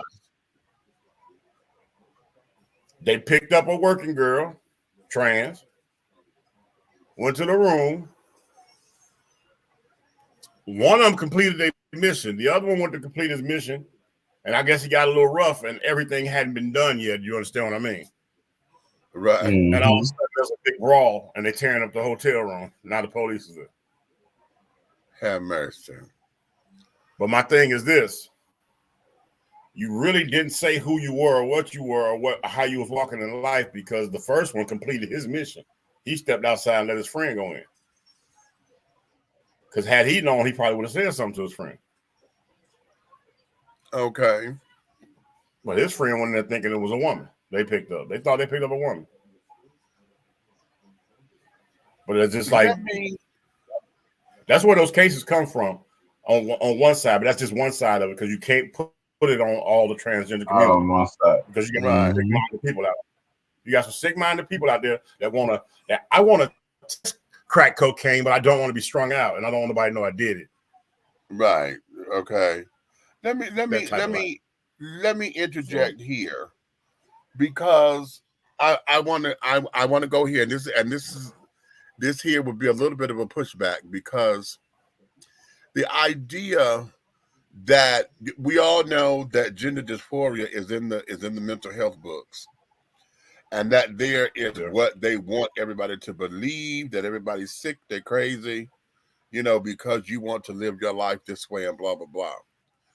At the same time, as we all know, there are nuances and there are variations to all of this, because in your case, King, you got to a point where you're like, okay, this is no longer working for me. We have other sisters, honey, who are in their 60s and 70s, you know, to where they, you know, those are the, like you say, the OGs of this thing, and they know, no, I'm a woman, and this is how I live. You know, a lot of them live stealth, and that was going to be a question I was going to ask you when you said you were an introvert. Did you find living as a trans woman that it was best that you stayed stealth and not necessarily in the culture? You know, because a lot of girls feel like, you know, because I'm a woman now, or, you know, I done did it, you know, they don't associate with gay folks, because now I'm a heterosexual woman, so I don't deal with the sissy boys. I don't deal with all that anymore. I'm not a showgirl, especially those who never done shows or whatever, you know, and they live their lives stealth. They stay away from all those who can clock them and carry it on and this, that, and the other. What is that in that wheelhouse for you? Well, you know, the stuff where I never wanted to live like that, but I can't say it got like that because of somebody I was dating. Okay. And see, when I was in relationships, as well. What I'm saying, with some of these people, but the last person I was in a relationship with was a rapper, an undercover rapper from out here. Okay. So we was in a relationship for like almost a year. My friend, my biological female friends, was the only people who was around us. You know what I'm Okay. Got saying? it. Oh. So sometimes when you become in a relationship, that automatically it makes it look like that because it become that because you're in a relationship. But for me, I just always been an introvert because I'm just a private person. So Okay. I only was in the community because of who my attachment was from my needed family. That's what Bolegs and them. Uh-huh. If it wasn't for Bo, I wouldn't have been out so much as a trans girl because I like to stay at home. I was working. I was working. I just want to get some sleep. You know what I'm saying? Right. So, Right. and then I was engaged. So some girls, that's their life. They like living like that, and they mind come to think that this is me. I don't have to be around gay people. I don't have to do that because I blend in, and that's the wrong way to think because through the government, you're still trans. You ain't Okay. gonna run from that. You know what I'm saying? So no matter how much you blend in, you ain't gonna run from that part of it. So I wasn't that type who didn't want to be around the gays or whatever. I didn't want to be around anybody who was going to cause a confusion in my life, no matter if you But was you know what? heterosexual or Well, homosexual. you know what, King? I've always thought that community. I started calling them a secret society when I used to work downtown in the clubs, right? Because you only seen a few of the regulars on certain days. It was like they were scheduled to come out to these particular places on this particular day. So say like I know if I work a party Thursday night on this street at this club, I'm going to see so and so, so and so, so and so, so and so, guaranteed every Thursday. But if I work Hmm. all the other days of the week, you don't even see them. Nobody who socialized with them. So I always thought it was a safety thing. You know what I'm saying? I Mm, always thought maybe they move based on their security and safety wise because they go through a lot. They go through a yeah. lot, and I got. You know what? I'm gonna be honest with you. Me being a heterosexual guy and understanding and a minister at this time, I understand it. I'm gonna put it to you like this, and my wife is a minister as well, so she made it clear to me like that God loves you. He has a problem with the sin. Uh-huh. Hmm. Can you understand what I'm saying? Oh yeah. So anytime you have an issue with self-love, self-worth, or whatever, he's never taking his hands off of you, but he's shunning and reprimanding you, and the emotional stuff that's stirring up inside of you is because of the sin part of it. You understand what I'm saying? Hmm. So you never was an introvert. You was a bad child that knew better and was trying to do better, but at the same time, you have a compassionate heart and you want to be a representative for that community because you have already experienced it, which I take my hat off to you on that. That's great. You know that he sent a message to you and said that's not for you, but you also can be an ally or an advocate for that situation, and that's an awesome thing. Hmm. Don't be judgmental. You know what I'm saying? Don't be reactive. Be proactive, and that's cool. Okay. Um, Yeah, yeah. Hold on, Cupcake talking shit. What you say? No, I just want to make it clear, like a lot of people will like knock the church. I'm Uh, gonna say like not all churches are like the ones that are very judgmental. right. Because at the end of the day, nobody has the right to Hmm. judge nobody's lifestyle. That's your lifestyle.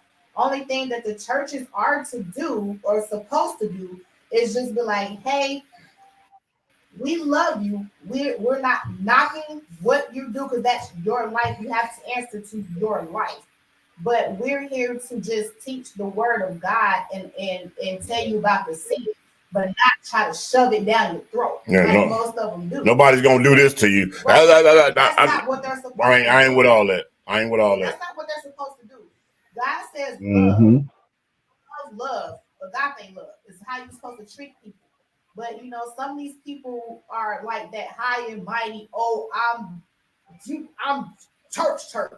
You see what I'm saying? And there is wrong because they're not supposed to judge because a lot of them, if they were to pull skeletons out their closet, you would be surprised what they have. Exactly. So you're supposed to show people what God has for you. So your lifestyle is your lifestyle. We're supposed to love you anyway. We don't have to accept the sin part, but we're accepting you as a person. So I don't want anybody to be out here, oh my God, these church folks. It's not all church people because I love everybody. I don't care whether you're lesbian, gay, heterosexual, whatever. I love you for the person that you are. I don't have to agree with your lifestyle, but I'm not gonna shove it down your throat like, oh nah, you ain't supposed to. I'm not gonna do that because eventually one day it's God to deal with you. That's who's supposed to deal with you, not us. We just gotta continue to love on you. So that's what I want to say. But I don't want anybody to be like, oh y'all church people. I know what I can do. Yeah. Well, let me tell you something. Before we were ministers, baby, you don't want to know about them skeletons between me and her. All right. Well, that's been my partner through the grime, through the sin, and now we're on the way to win because we had that same thing come to us like it came to you. Mm-hmm.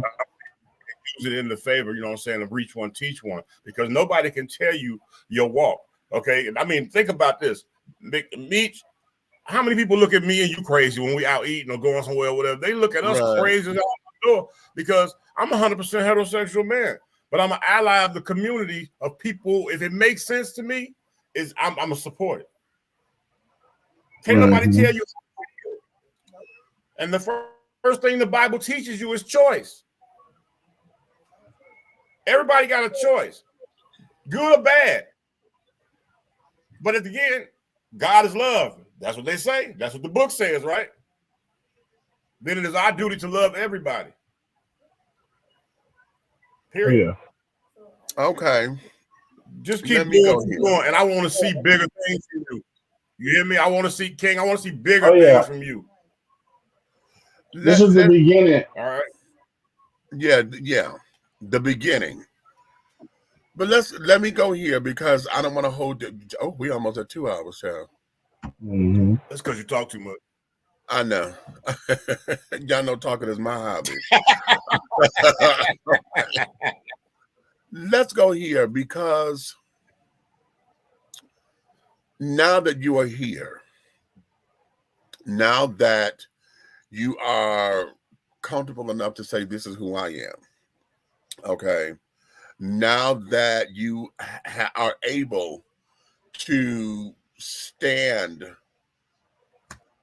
10 toes down, waist deep in it, okay, and say, take me as I am, okay, I am a former trans person, honey. I'm a man, born male, live my life as a trans. I detransition. I live my life as a man. You know, that have that experience. I am bi. You know, and you know, are you bi or pan? Because now we got all these damn terminologies. Well, I'm not pan. I'm me. Like I said, I stopped. As I got older, after I detransitioned, all that other stuff just came with the door. But like I always say, a bisexual experience is what it is. I told you, Z. So it's just like I'm just in me. Anybody I ask don't you now, deal with. can you Z?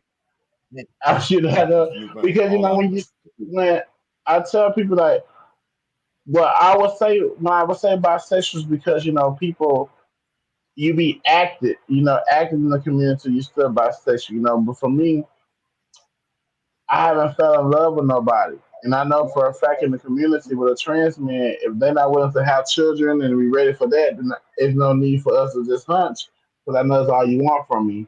So for me, I just staying firm and just working on myself and working on getting myself together as a man. So some people will say, oh, you're still bisexual because that's what you done did all your life. But for me, it's just like, hey, I'm me. They say, well, what is pansexual? I don't know what a pansexual is. The only thing I know is what I cook in. Just like Okay. with the non-binary, I don't know what non-binary area is because all this new stuff is confusing to me. It's only what's It's straight or going to be long bisexual or divided gay. to deal with it. You Yeah. know, so so yeah, you can say bisexual. Because what people will say is still bisexual, but when people get to know me, they know that I'm me. When it comes down Okay. to just being me with the whole situation and what I've been dealing with now, because I'm not as active as I used to be in the community. The people who I did mess with, there was somebody from people from my past, and I don't mess with Right. them no more. Let me ask this, and this is getting into your personal business, because I know when I was listening with you with Flame, Flame is also a trans woman who is sexually attracted to trans men. Okay. When you made that connection, did you feel like, oh my God, I'm not alone anymore? Because we don't hear that a lot about trans.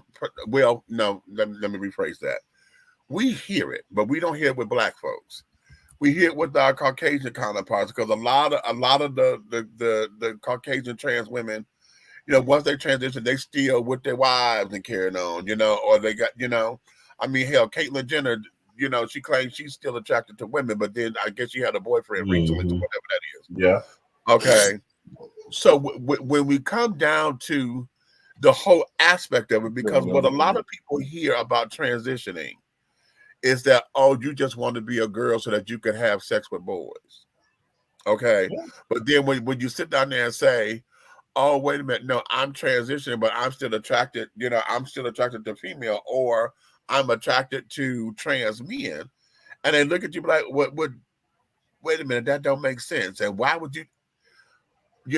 what was all of that for you to process, uh, to work through, or was that part of the stuff that kept you imprisoned? Mm. When it comes to what the bisexual lifestyle being a trans woman. When it comes down to understanding you, when let's take the girls for instance, okay?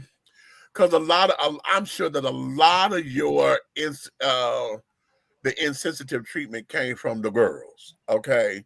When the girls found out, honey, that okay, you ain't got no trade on your arm, you were trans men, okay? And then when straight people find out, okay, you did all this, and they say you still sleep with women. Well, what the hell is the point? I thought you wanted to be a girl to sleep with the boy. Well, that don't make sense. You know, I'm sorry, I had a flashback. Hey. Oh, So what it was this. What I I was just had a when I flashback. I'm transitioned sorry. when I transitioned into being trans. Me being women was always going to be there because I love women. I had a connection with women beyond sex. Women are beautiful within themselves. If you sit down and really learn a woman, you really know how beautiful women is inside and out as human beings. Uh, So me being a woman was never going to leave. When I was attracted with trans men, I'm attracted to the situation of the transition of it all because I was a trans, so that made me, accept, hey, this is honestly this who I thought I was supposed to really be with. Once I transitioned, my thing was this: if you want a family and you want to live a certain way, that's why trans men and trans women came about. So y'all can have a family, make a family, have children together, get married, live oh, somewhat of a Oh, heterosexual lifestyle. I'm wow, sorry. that's deep right there. That's I, deep. I I need to raise my hand on this one because yeah, it sounds like you broke a penile clove right there. Hold on one second. Look. So what you saying is, and no Meech, I'm not going there. Calm down. Okay, don't do it. Okay. As a transgender, you still had this love for women and even had intimate relations with women, right? Hmm. So it's pretty much like a stud with no batteries, right? Like you was Yeah. right. You understand what I'm saying? Okay, Yeah. so I'm trying to make this as clean as possible. Okay, so you're going right. So with that right there, is that the thing where you just saying, okay, like people being together because like they want to have a relationship and they actually want to bring children into it? So the stud is end up carrying the baby because she still got the working monthly issues, right? Right. Okay, this is confusing, but that's because I'm heterosexual and it's not my business. But Yeah. But it may, but you know what? That's the first time that I've heard somebody say that, and that makes perfect sense, King. You see what I'm saying? I'm that's right what. there with you. Hey, can y'all explain to the third grader, please? I never would have thought about that. And you know, See, okay, when I transition, like I thought about that. it's like this. You know how they say there's always somebody out there for everybody? Right. Okay. Well, if I'm living my life as a trans woman, okay, pre-operative, because I still got the downstairs is still the same. Okay, yeah, okay, I know about that. Okay. But I'm attracted to a trans man who is pre-operative.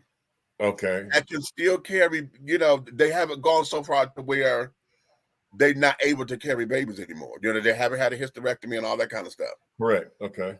So the idea is if we want to have a family, though I live my life as a woman, he lived his life as a man, we're still able to biologically have children and raise a family. So to be a pregnant man. Exactly. Okay. That's amazing. That's a lot to handle. But it is a lot to handle. Mentally, it's a lot. It's just confusing. It is confusing, but to me, when you overall look at the lifestyle of it, and when you got a lot of people say, "Oh, I want children," you know what I'm saying? And you got trans, because a lot of trans men still want to have sex with men, believe it or not, and majority of them do it on the download. They become trans men and become on the download. They got wives. They become just as worse as the fake straight men. Like, it's really serious. They come just as worse because a lot of that comes from the hormones because testosterone does that. To a certain extent. The hormones does that to a certain extent, but half of it because they want to. Because we're not going to eliminate that. I'm never going to eliminate that. Not take away from the natural order.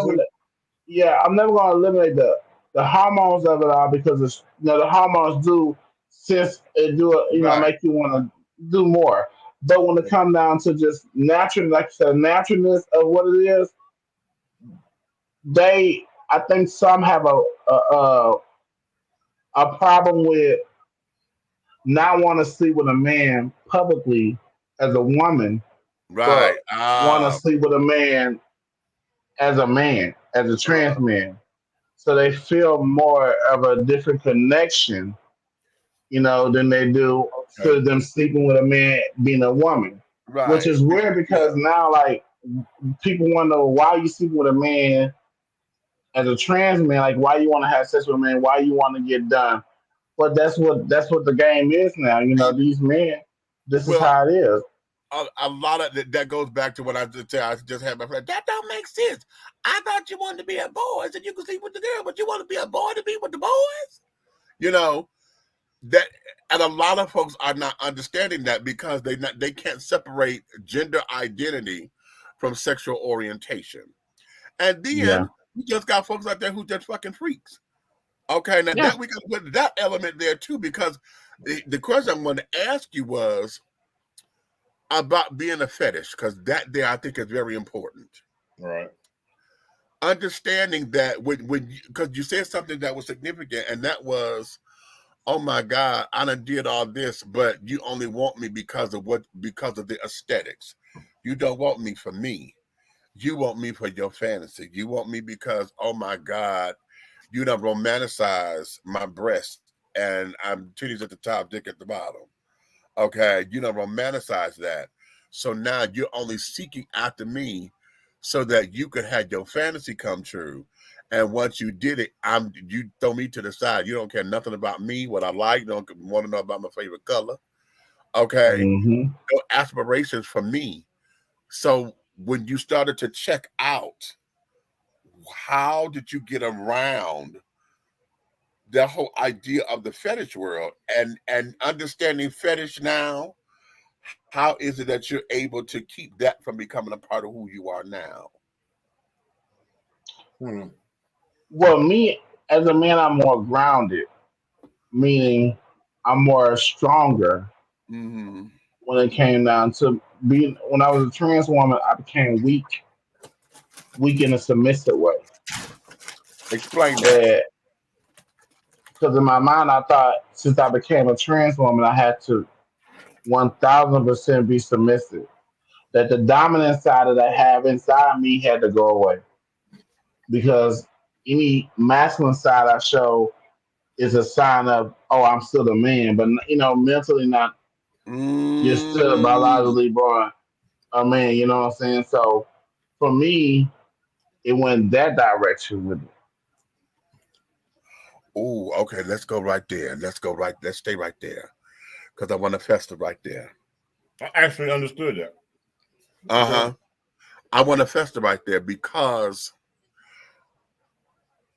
I know, and I've said this because I hate when I see this with feminine gay men who want to be bitches, and I'm saying Hmm. it just like that. Real feminine gay men who think that because they Women feminine, don't act like they're that. supposed to be a bitch. I don't understand that. But go ahead. You know, and when I see that with trans women who forget, that you are a dual energy. You know what I'm saying? And Yeah, when I see that, it pisses me off because you think that because you are the female or the woman or the feminine energy that you're supposed to just accept a man kicking your ass, a man just talking to you in your kind of way you right up. Yep, because of that. Even bottoms, okay, even in gay relationships, the bottom who's very feminine, we'll do okay, that. will do that just Mm-hmm. to say, I got a man. You understand? Or they romanticized all of that machismo shit that only works in the bedroom. You understand? We like all that machismo shit because it's cute in the bedroom. After we done did our thing, honey, and we done huffed and puffed and sweating and carrying on, and we done got that last, that exhale moment, bitch. Okay, we done got up to wash up. You don't call me them names out here like that with that tone of voice. Who the fuck are you? You know what I'm saying? So I'm sorry. I'm sorry because I just had a mental like you. Because this 2 weeks ago, I had this heterosexual conversation with a rapper guy, and you know how you sit in somebody's presence. This is the same subject matter, and they have a yeah, female that they're dating. Well, we're yeah. sitting there. He was like, I said, hey man, can I get one of the waters out of the refrigerator? He was like, oh yeah, yeah. He was like, bitch, get him water. You know, when he said, I'm like, Right. bitch, get him water. Like, and she responded and got the water. I was confused at the time because like I thought that was your girl. You know what I'm saying? So when people submit down to that type of thing, I be confused. Like, Right. why you'll fight a man on the street that call you that. Exactly. But right here in this But house, because I you got don't a want to man, respect it. but Right. because I got a man, this is it. And Don't be and having that experience, King, what did that do? Because I like how you say it weakened me. And see, when we talk about being weak, here I did this is the wait a minute. Now, this is the better question. The better question is, as a trans woman, we know that the feminine energy or women in this world are always seen as the weaker sex. Okay. Hmm. What was that like for you? Because you just said, oh, because I'm transitioning, I thought I was supposed to do this. Yeah, So let's talk it about was that. a. What was that shift? And how did you come out of it before transitioning, detransitioning? mm-hmm. Before I came out of the shift of just being submissive. Yeah, how did you come out of that whole, or did you come out of that whole What idea? it took me a while to came out of it because I already was programmed for so long to be so submissive because I wasn't trained, I wasn't taught, meaning I used, what I'm Right. saying, so I didn't want to bottom. Right. And when I did try it, it was very sudden with people who I was in a relationship with, just to try to make the relationship fit for what it Right. was. But for the most of the part, I didn't like to do that. But I, in my mind, became to be submissive because of what the situation was, and I felt that that's what a woman. I watched women be so submissive to men and get so broken down to where they so weak that it became just a visual of this is what it takes to be a woman, and this is what it means to make a man happy, no matter whether a trans man or whatever. This is what it takes to make them happy. If I'm this weak, once I knew I was detransitioned, I gained my strength back. I gained my full dominant side back and saying, wait a minute, I don't have to take this. They don't fit my agenda no more. It don't fit me to be submissive no more. Like I don't Ooh. have to be submissive to no man or nobody. Because men are submissive to women too. Right. It's Right. just in a different Right. way. So Right. I don't have to be some. When a man submits to a woman, it's usually out of love for his wife or his spouse. When it comes submissive, it's a different way than being submissive, like in a bedroom. So I was like, well, I don't have to be submissive in the bedroom to nobody no more. I can take full control of my full manhood.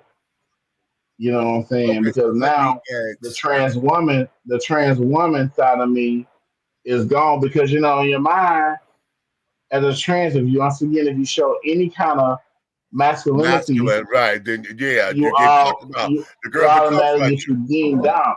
Even the girls now, into this data, a lot of girls they show that energy. They're not just super feminine. They got a lot of trans girls who are hood trans in a way. You know what I'm saying? Like Right. Right. so they move a certain way. They still got that gangster in them, and maybe that's because of how they was brought up. And that gangster never gonna leave them. So it comes Right. off when they become trans. It comes off masculine. When really that's just how they was raised. Uh-huh. That G style gangster lifestyle not gonna leave that person because that's in them.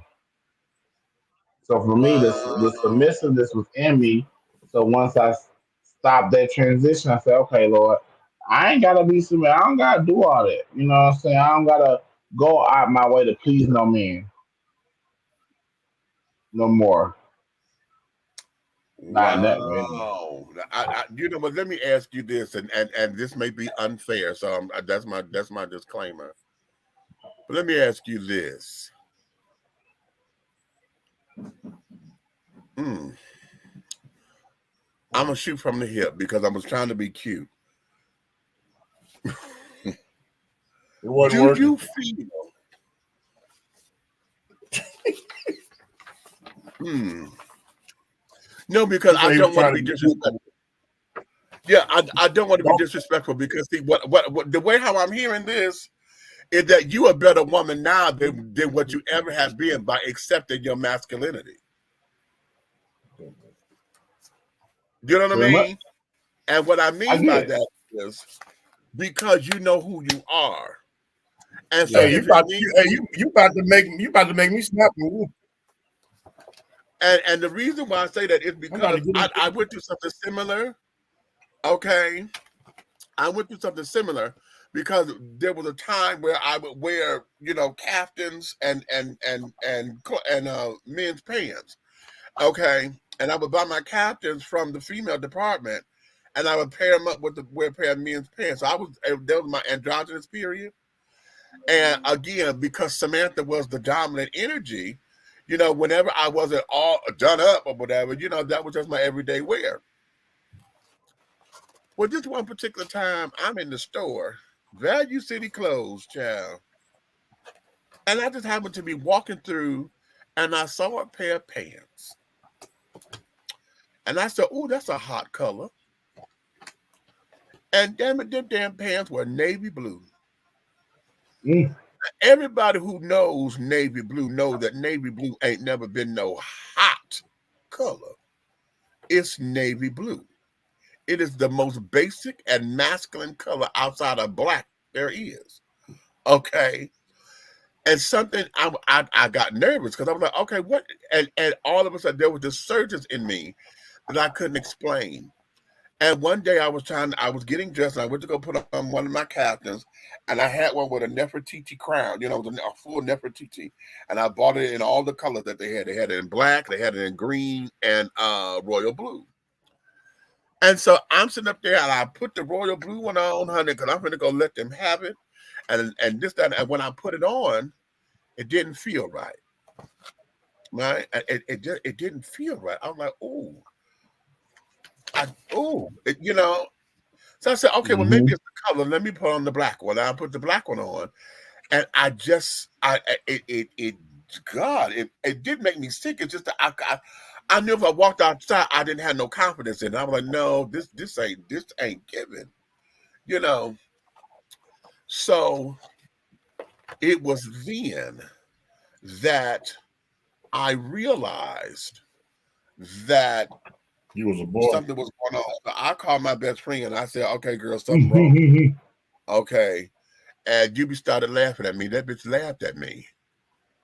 I said, bitch, this ain't funny. This ain't funny.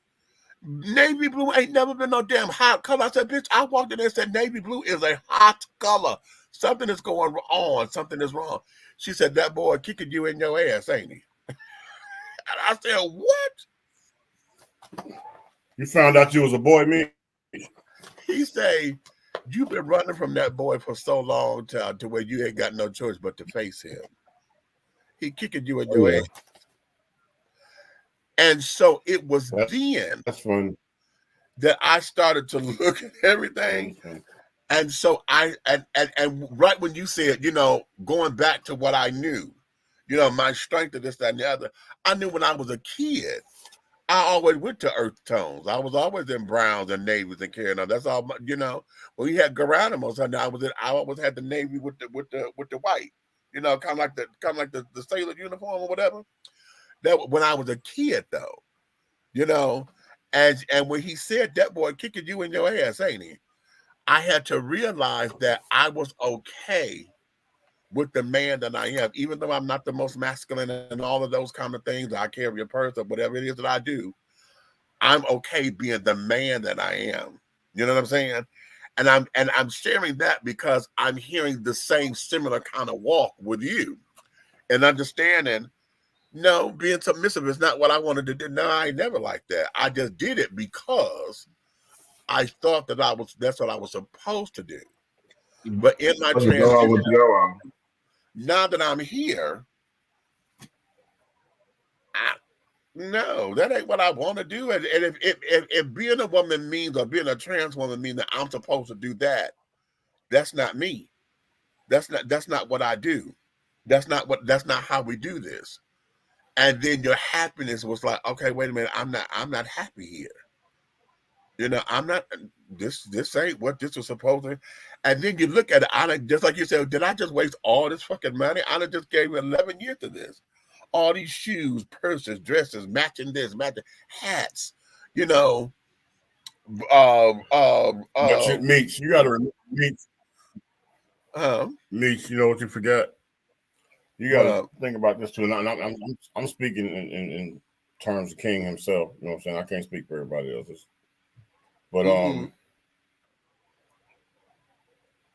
when you're devastated by the loss of your major support system that somebody as close as his grandmother was, right? A lot of times, your life decision making puts you in a state of where your mental meets your emotional and your spiritual becomes one. This is very true. This is very true. Mm-hmm. Very, very true. Very, very true. And there's no couch or clipboard or medication that can help you with that. It's just something that you have to relax in. Then let's go here with the question, because then the question becomes this. You said something very significant. You said my grandmother never saw me after I got my breast done and carried on. She never saw me in my transition. Was your 11 years what I'm getting at, holding on to her to say was and this is just speculatory. A part of me probably was. because when you have, you can have your mother's support, your dad's support, but when you have your grandma's support, it's like a Right. different Yeah. support That's a from a whole different. grandparent. Yeah. Yeah. That's It's a a whole different whole thing. nother different ball game. Cause like you look at them kind of different. Like I'm scared of mom and daddy, but shit, I'm more scared of grandparents. Right. So for me, when it came down to losing my grandma, probably that approval she gave me Uh-huh. made me go further in my transition. That approval, she said, to don't touch your face, don't have an SRS surgery. Well, even though when I wanted these things, mentally, it's what I felt. But even though she was telling me was right, she gave me the approval to be okay. It's gonna be all right. Mm-hmm. And like I said, that was the whole keep going and not failing them. I didn't want to. I felt like if I would have said when I got fire lows, I want to detransition then, which honestly I should have. That was my Okay. sign then. I should have Okay. detransitioned then, Okay. but I didn't because, like I said, I was still trying to find my way in and then say, okay, well, that's just one bad apple, one bad tree. We can shake that tree and make it a bigger, better tree if we go to the next one. And then when I Mm-hmm. started seeing how that tree was just as rotten, then I had realized that this is just dead. And I should have woke up after those and just say, okay, let's not go this further because it's not Okay. going to get better for you. It's going to get worse. So yeah, Okay. the approval of her made me thrive more through my Mm-hmm. transition because I didn't want to fail nobody. I didn't want to. I said when you get so much support, it's hard looking back and saying, I don't want to do this. And they're like, dang, we support you because it's so much hard for black people in this community to get that kind of support. So for me, I feel like I robbed somebody who needed that kind of love and support. I feel like Mm. at one point I feel like I robbed another trans person or somebody in the LGBTQ lifestyle. I robbed them from having that kind of family support that they needed that they can never get from nobody. They had no choice but to find other people to get that from. But when I got it right there in the house, that's a whole nother different vibe. It's a whole nother different energy, you Right. know. And it makes me hurt for other people that don't have that support because I'm a Mhm. living witness that your family can be Christian, diehard Christians from both sides, and still be love all the way around when it comes down to your journey in life. Is it safe to say that a lot of this was out of obligation to other people and you finally released the obligation? Uh, the beginning of my transition was obligated to me. The rest of the half was obligated to everybody else. And then you came back to you. And then I finally came back to me. Once I started having them dreams and I started realizing what it they tell you God will send you some dreams ahead of time before you can Right. really get your life in order. He'll start letting you realize and start seeing things. And just because this didn't work out for me doesn't mean that it may not work out for the next person. My job is to stand for the detransition people and to stand to support people who just want to be themselves regardless of who you are, and so they can have a lifeline, somebody who have an understand them and won't. I ain't gonna judge you. I'm here to support you, no matter if you want to be trans for the rest of your life. But you need support because that trial is not an easy trial. Right. I wish I had sat down with Raquel Lloyd, in them. And I wish I would have sat down when I seen Miss Tommy Ross run through there looking so beautiful and, sat down and listen to their experience and listen to their journey and see how did it impact their life and how did it not impact their life. And Mhm. still, at least got some kind of insight mentally from the real girls who was dealing with this way before time, who've been a trans woman for 20 years of their life. You Right. know, Or I better. I think that we should get education When Mm-hmm. it comes down to these new trans people, go sit down with the older girls because a lot of these girls they're not going to therapy. First of all, they're Right. not going to actually get diagnosis. They're just transitioning. I didn't just do that. I Yeah, was thought I was doing the right things. let me ask you this, because like I said, I've seen your former self, and I told you before, I said, girl, you could give some more, honey. If you were to ever do shows, but you could give some more down. Okay. But do you think that a lot of the struggle with transitioning is the whole idea of being snatched and beautiful? Because like we know the Raquels and the Tommy Rosses and the Mimi Moxes and the Maya Douglases and the RuPauls. Okay, even though RuPaul is not trans, she's drag. But at one point, RuPaul was considered to be the most beautiful black woman in the world, which Hmm. upset everybody. Okay, how the hell Yeah, the most beautiful black woman in the world is a damn man?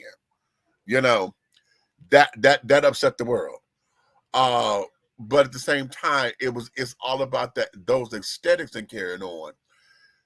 How is it that you can take your message and now help to bridge that gap? Because a lot of kids come up in here and they think if they're not as pretty as those children, that they're not doing it the right way. Henceforth, a lot of the back alley, the back alley hormones and all these pumping parties that we hear, and all this tire silicone that they putting in their bodies, and all this poison that they putting in their bodies to be beautiful and snatched, not realizing that not all, you could be real looking, honey, but don't have to be all, because not all biological women are really snatched and beautiful, but you's a real woman. You look, you passable. How do we bridge that gap? Because with you standing in here say, okay, yes, I was had those 11 years, honey. I was there, honey. When I was in it, I was in it. I was committed to it. But when it started to get unhappy for me, and I made that decision to say, I'm not happy with this anymore, it's okay to do that. Or if you're one of those girls that got to be beautiful, what's the message in all of that? How do we, what do you think the education needs to be in all of that? take your time. A lot of these. I took my time. I did. When I got off a black market and I found the right doctor, she put me on cream. The estrogen cream was the most safest way, Uh-huh. slowest way to transition, but safest way for say because you was able to really see your beauty in it all with the cream. You know Uh-huh. what I'm saying, and feel natural and good doing it, and you taking your time doing it. A lot of these girls, they're not taking their time. They automatically going to the table. They're not, which hormone therapy is bad for your body. The That stuff is not good for your body. But they got safer ways to transition if you go that route. And that's the estrogen cream. You don't have to get the shots, you know what I'm saying? Mm-hmm. But do the girls want to go that route? No. These new agents, they making a lot more money than all these other girls they made. So the essence of the surgeries and the all the plastic surgeons, they're like just ready at the table. Like, okay, I know for a fact I can get me $50,000 off this trans person. Right. Right. Just to make them feel something they can never be. But they're rushing the process. Slow down because see, if you slow down, then maybe that process not for you. Right. You know what I'm saying? Right. It Right. just it just might not be for you. But when you go so fast and you get so much stuff done, like take for me for instance, if I would have got silicone injection, it would have been 10 times harder for me to be transitioned. Right. By me just only getting implants and taking my implants out, and yeah, when I got my implants taken out, I still had a size C cup breast, so I had to Uh-huh. have two more surgeries after that to finish my chest to have a flat chest and stuff like that. So, you know, if I would have rushed it, meaning getting the silicone, getting all that, not taking my time, then it would have been. I probably would not detransition because I Mm, would not have wanted to deal with that. right, So right. now I know why a lot of girls don't detransition who got all the work done because it takes more money to detransition, and that goes into the medical. The government need to make a way to help people to detransition. It needs to be put in the system to where the insurance cover it. Mm, They're covering for trans people to transition, but they're not covering for trans people to detransition. Why? It fall under the same thing. mm. You know, Well, so that's the only thing you can tell the girls is take their time because let me tell you something. You can't tell them nothing else. The only thing you can word the encouragement is just take your time and get the proper mentor because you, like you told me, if Bo would have told me I don't want you to do that, I would never have. I would have still did it, right. even though my friends and them was would have said don't do it. I would have still did it. But like Mm, I told you, I didn't open up to them about it and did it because I didn't want them to stop me from doing it. mm-hmm. Because if Right, yeah, not, because Bo then would I have would have. snatched you. Yeah, she'd have Yeah, snapped I you would have. because, like you said, once she told you, you better be like you got them damn titties. Okay. Yeah, she told me that. Who was there? She's like, "You're lucky you got them titties." Because deep inside, I knew Boban done drag since 15 years old. Boban uh, way almost in his 50s now, so that's a longevity of experience already. So he didn't see way more already. right, right, By the right, time he met me, he already didn't see so much. He done been around all the greatest girls by then. So you know right. what I'm saying? He ain't he may not be experienced being a trans woman, but he experienced being around all the trans people Would when have it been came around down the to, girls. Right, you know, knowing what some of the struggle was, but you know, every girl struggle is different. Because a lot of girls, once they blend, they don't like they check out, which is sad because you shouldn't. Because reality will hit you when you go through things in real life. right, right, You know. right. Well, all right, baby. Let me end this with you letting the Well, kids know what's going on with you now. What are you what's some of your plans? What is it that you're looking to do in your future? You're 4 years into being king again. Now, is this your birth name or the name you chose to come that's my name. I just go by in these streets. You know, my brain. to identify your man self? Yeah, you know, but no, that ain't my birth name. People know my birth name. They got certain people do, but I changed my name 3 times legally. Okay, right. You know, Okay. so Right. yeah. But right now, what is Kane doing? Kane is right now trying to find a foundation to uh get the book going. King is want to get in. I want to do more advocating. You know, I want to get into more politics more. You know, I want to learn a lot more.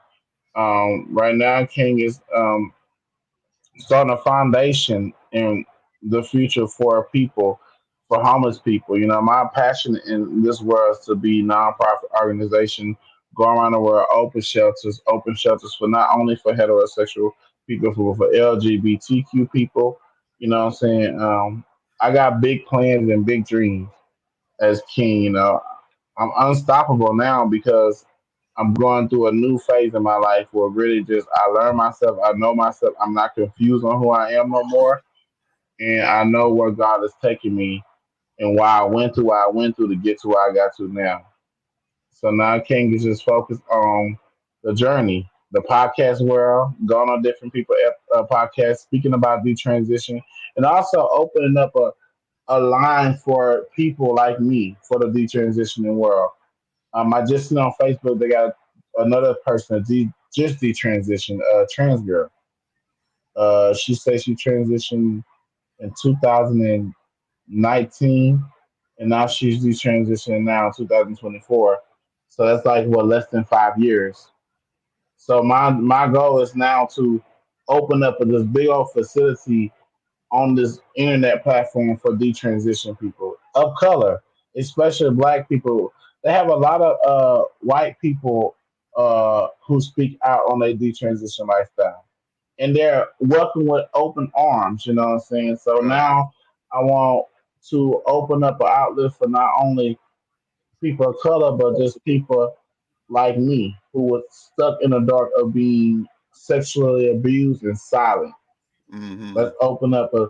I want to open up the door for mental health for Black people. You know, we need to speak out more about mental health because that's a big problem in our community that we do not express and we Mm-hmm. are afraid to express about.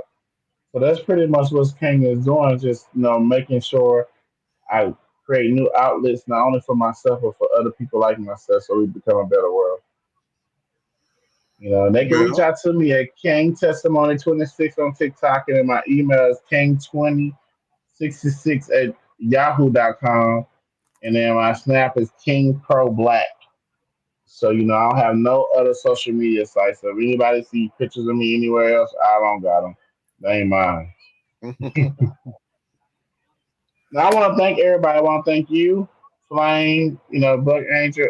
I went on Angela's Shelton podcast before. So everybody podcast who have touched so far, I appreciate y'all so much for just listening to my story and just being able to allow me to have some kind of outlet so I can let people hear me and get somebody you know an what? idea of what it's like. I'm gonna tell you what the fear is. Okay, the fear is that a lot of folks who may have turned away from the church, okay, they don't want the church people to be right. I'm gonna just throw that out there, okay. And at the same time, I'm not wanting them to be right.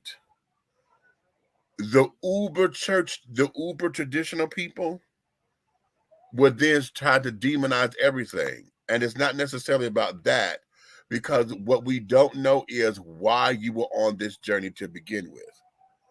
Okay. If we know, or if we accept the fact that God has everyone down here for a reason and everyone's journey is independently different, then we don't understand why you're on the journey. We just have to respect the journey. And for those who felt that God, or have been told that God hates them, God, ain't gonna love them no more. As Red was saying, it's all about the sin, love the sinner, hate the sin thing. Okay. When we start to get into that kind of talk, and you start to have these kind of feelings like as you did, okay, where am I? Because God, I thought I was doing this. You let me do this. You told me I was okay doing this. Now you're telling me to go back. I'm not understanding. To have that kind of conversation now says what? So it puts your entire foundation at risk at the point of, oh my God, these church children were right. Does this mean I'm a burn in hell? And it starts all, that figure eight start going until you get to a point where you can merge all of that and be okay and be like, this is my journey and God has me here. And as Mhm. long as I say yes to my journey, I'm okay. Okay. And I think that there is where a lot of this get into play, and why a lot of people won't allow people to come on to tell their story. Baby, this is your life. Okay. Your story is your story. I can't tell you nothing else. This is what happened. Okay. Oh yes. And so that's why it is important, because being up under the rainbow umbrella, you are up under that umbrella. Okay, you transition, so you detransition. Okay, there's room for that too here. Yeah. And we have to be able to accept that. It's no different than those of us who did drag and then went into retirement. Okay. And it's the same thing. Oh, you don't do drag no more? No, girl. I done burned all my drag, gave it away, whatever the case may be. When they go into retirement, it's the same exact principle. The same exact principle. But we can accept that, but don't want to accept the fact that you detrans, because it seemed like it's a hit. The trans community, it seemed like it's a hit.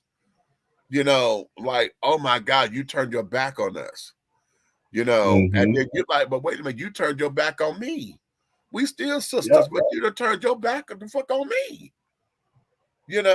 How come I can't live? Ain't that what we said? Let me be me.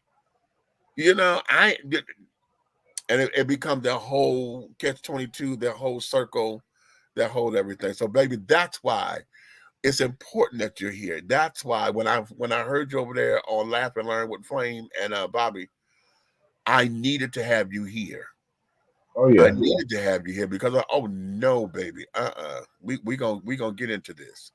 We're gonna get into this because it's important, and those who are struggling, we're trying to make sense of it. You know, I thought this is what I wanted to do, and this is something that we talk about all the time. You've heard Flame say this on many shows. Yeah, you may want to do hormones today, but girl, down the line, honey, hey, you know that may change. You know, Yeah. I mean, You're damn true too. look at the girls who got all these G cup titties, but now you done got old and that shit is on your back. All that weight is in your back. You know what I'm saying? You don't feel like wearing a bra today. Okay, now you understand, girl. Okay, they don't look cute when they drooping. Okay, you're not the it girl anymore. Or better yet, you did it for vanity and you're not wearing that gown no more. And so now you got to deal with this, that you're getting unwanted attention, you know? And a lot of children Oh don't yeah. want to handle that anymore. But that's what you did it for. Okay. Well, Because you now didn't some people transition for just because of a lot of trans females transition for men and not self, and that's where a lot of them go wrong at. The boom. same men you can catch as a trans woman, same men you can catch just as a man. They are the same. I learned that in the game. All of the same. That's why I say I'm me because I don't have no interest in with a man with a stick because we, like I said, we don't have interest and we don't lie for the fine thing.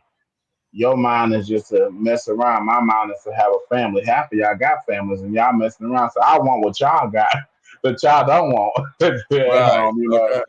So that's what my mind is at. And it's just a lot. And there's more to unpack. And I'm gonna come on your show again. You're Of gonna have course me you again. will. We're gonna do another little mixed up by something else. And we're gonna I'm gonna keep going. I think like I said, this is just started something new for me. And I was afraid to just put my face out on there. It's a whole was a judgment thing the first time around, but this time around is needed. A lot of the transition people are stepping up to the plate now, and we do need people from our culture to really stand up in the detransitioning world to say, "Hey, I, this is me, and I couldn't do this, and thank you for allowing me to see the light." Because one day somebody gonna thank me. Now you say, "Well, before, yeah, a lot of girls didn't see me in that light because I didn't put myself in that light no more because I was going through my own personal issues. But now since I have detransitioned, I'm standing up and putting myself in a bigger light to say, hey, this is me. This is what we're doing. This is where we're going. And who can we help? And also who can we support through that transition? Who can we help through the detransition? And who can we support through that transition?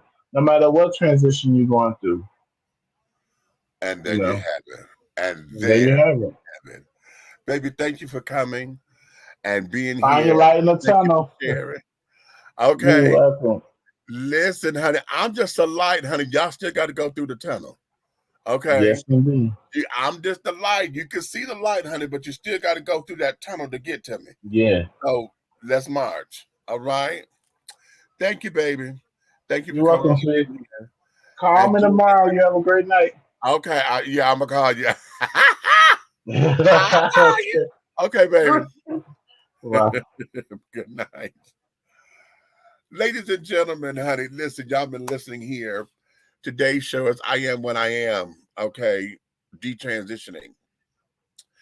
And I hope we said there were some things said here that got your mind to thinking, that's opening up. For those of you who are traditional Christians, I want you to do this.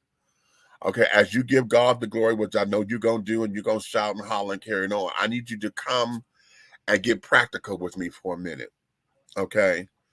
Because oftentimes, as I said, we don't understand what and why folks are on their journeys. And oftentimes God's glory got to come from them understanding that they're on the journey. Okay, so this is more than just shouting and, oh my God, God done released them and God done the devil done let them go. It's more than that, because we don't understand the nature of the journey. You understand? I'm not telling you don't give God praise, because I know you are. The thing of it is, I just don't want it to become a whole religious thing, because it's more to it than that, because there's a spiritual component, there's a physical component, there's a mental component. Okay. And everybody knows that spirituality is all about belief anyway, and that's very subjective. So folks got to do something very differently. This baby here just shared with us for 11 years. Okay, he lived this way. 11. And almost about halfway through was where he's really started to realize, okay, something is different, because what I thought this was going to be, it ain't. Okay. Then understanding some of the trials in it. I done became a fetish. I'm fighting folks that I didn't know was supposed to be a bother. Understanding that, okay, I thought that this meant I'm supposed to be submissive, but that's not my nature. You know, and not understanding to find the balance and what that means.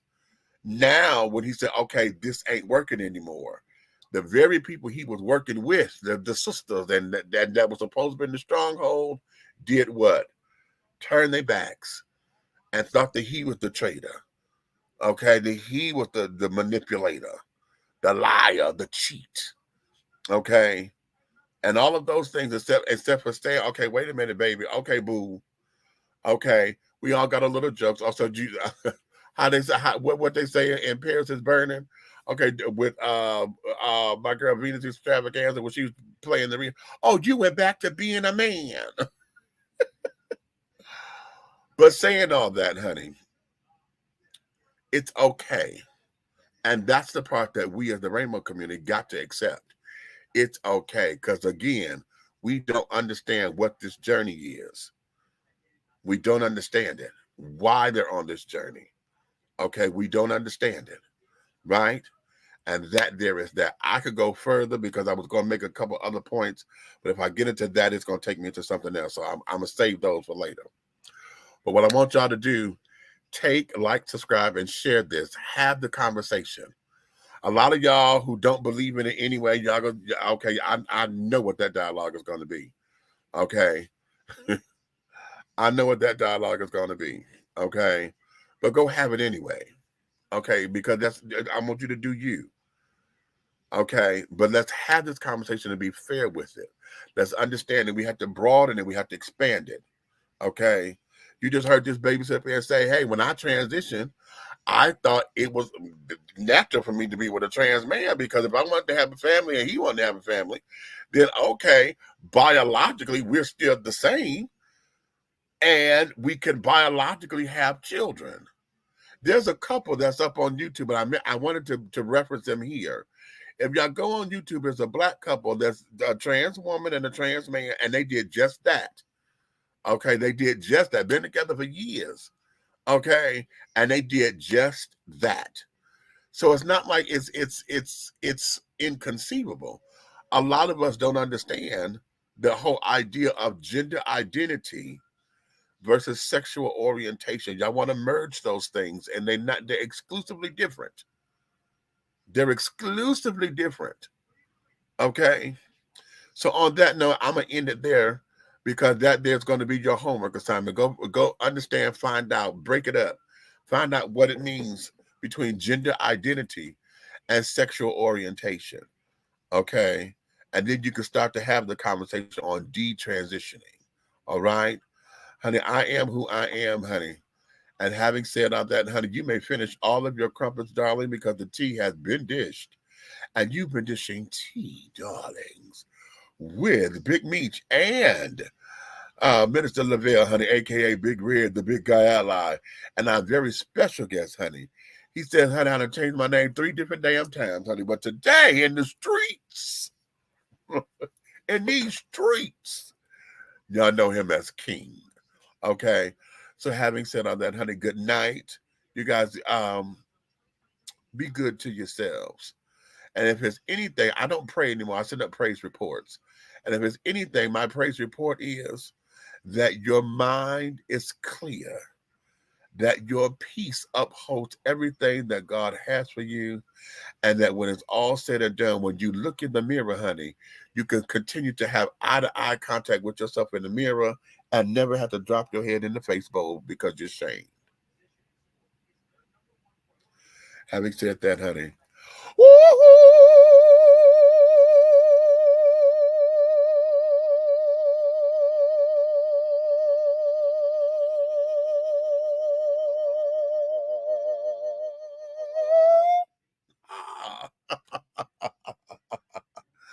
and scene.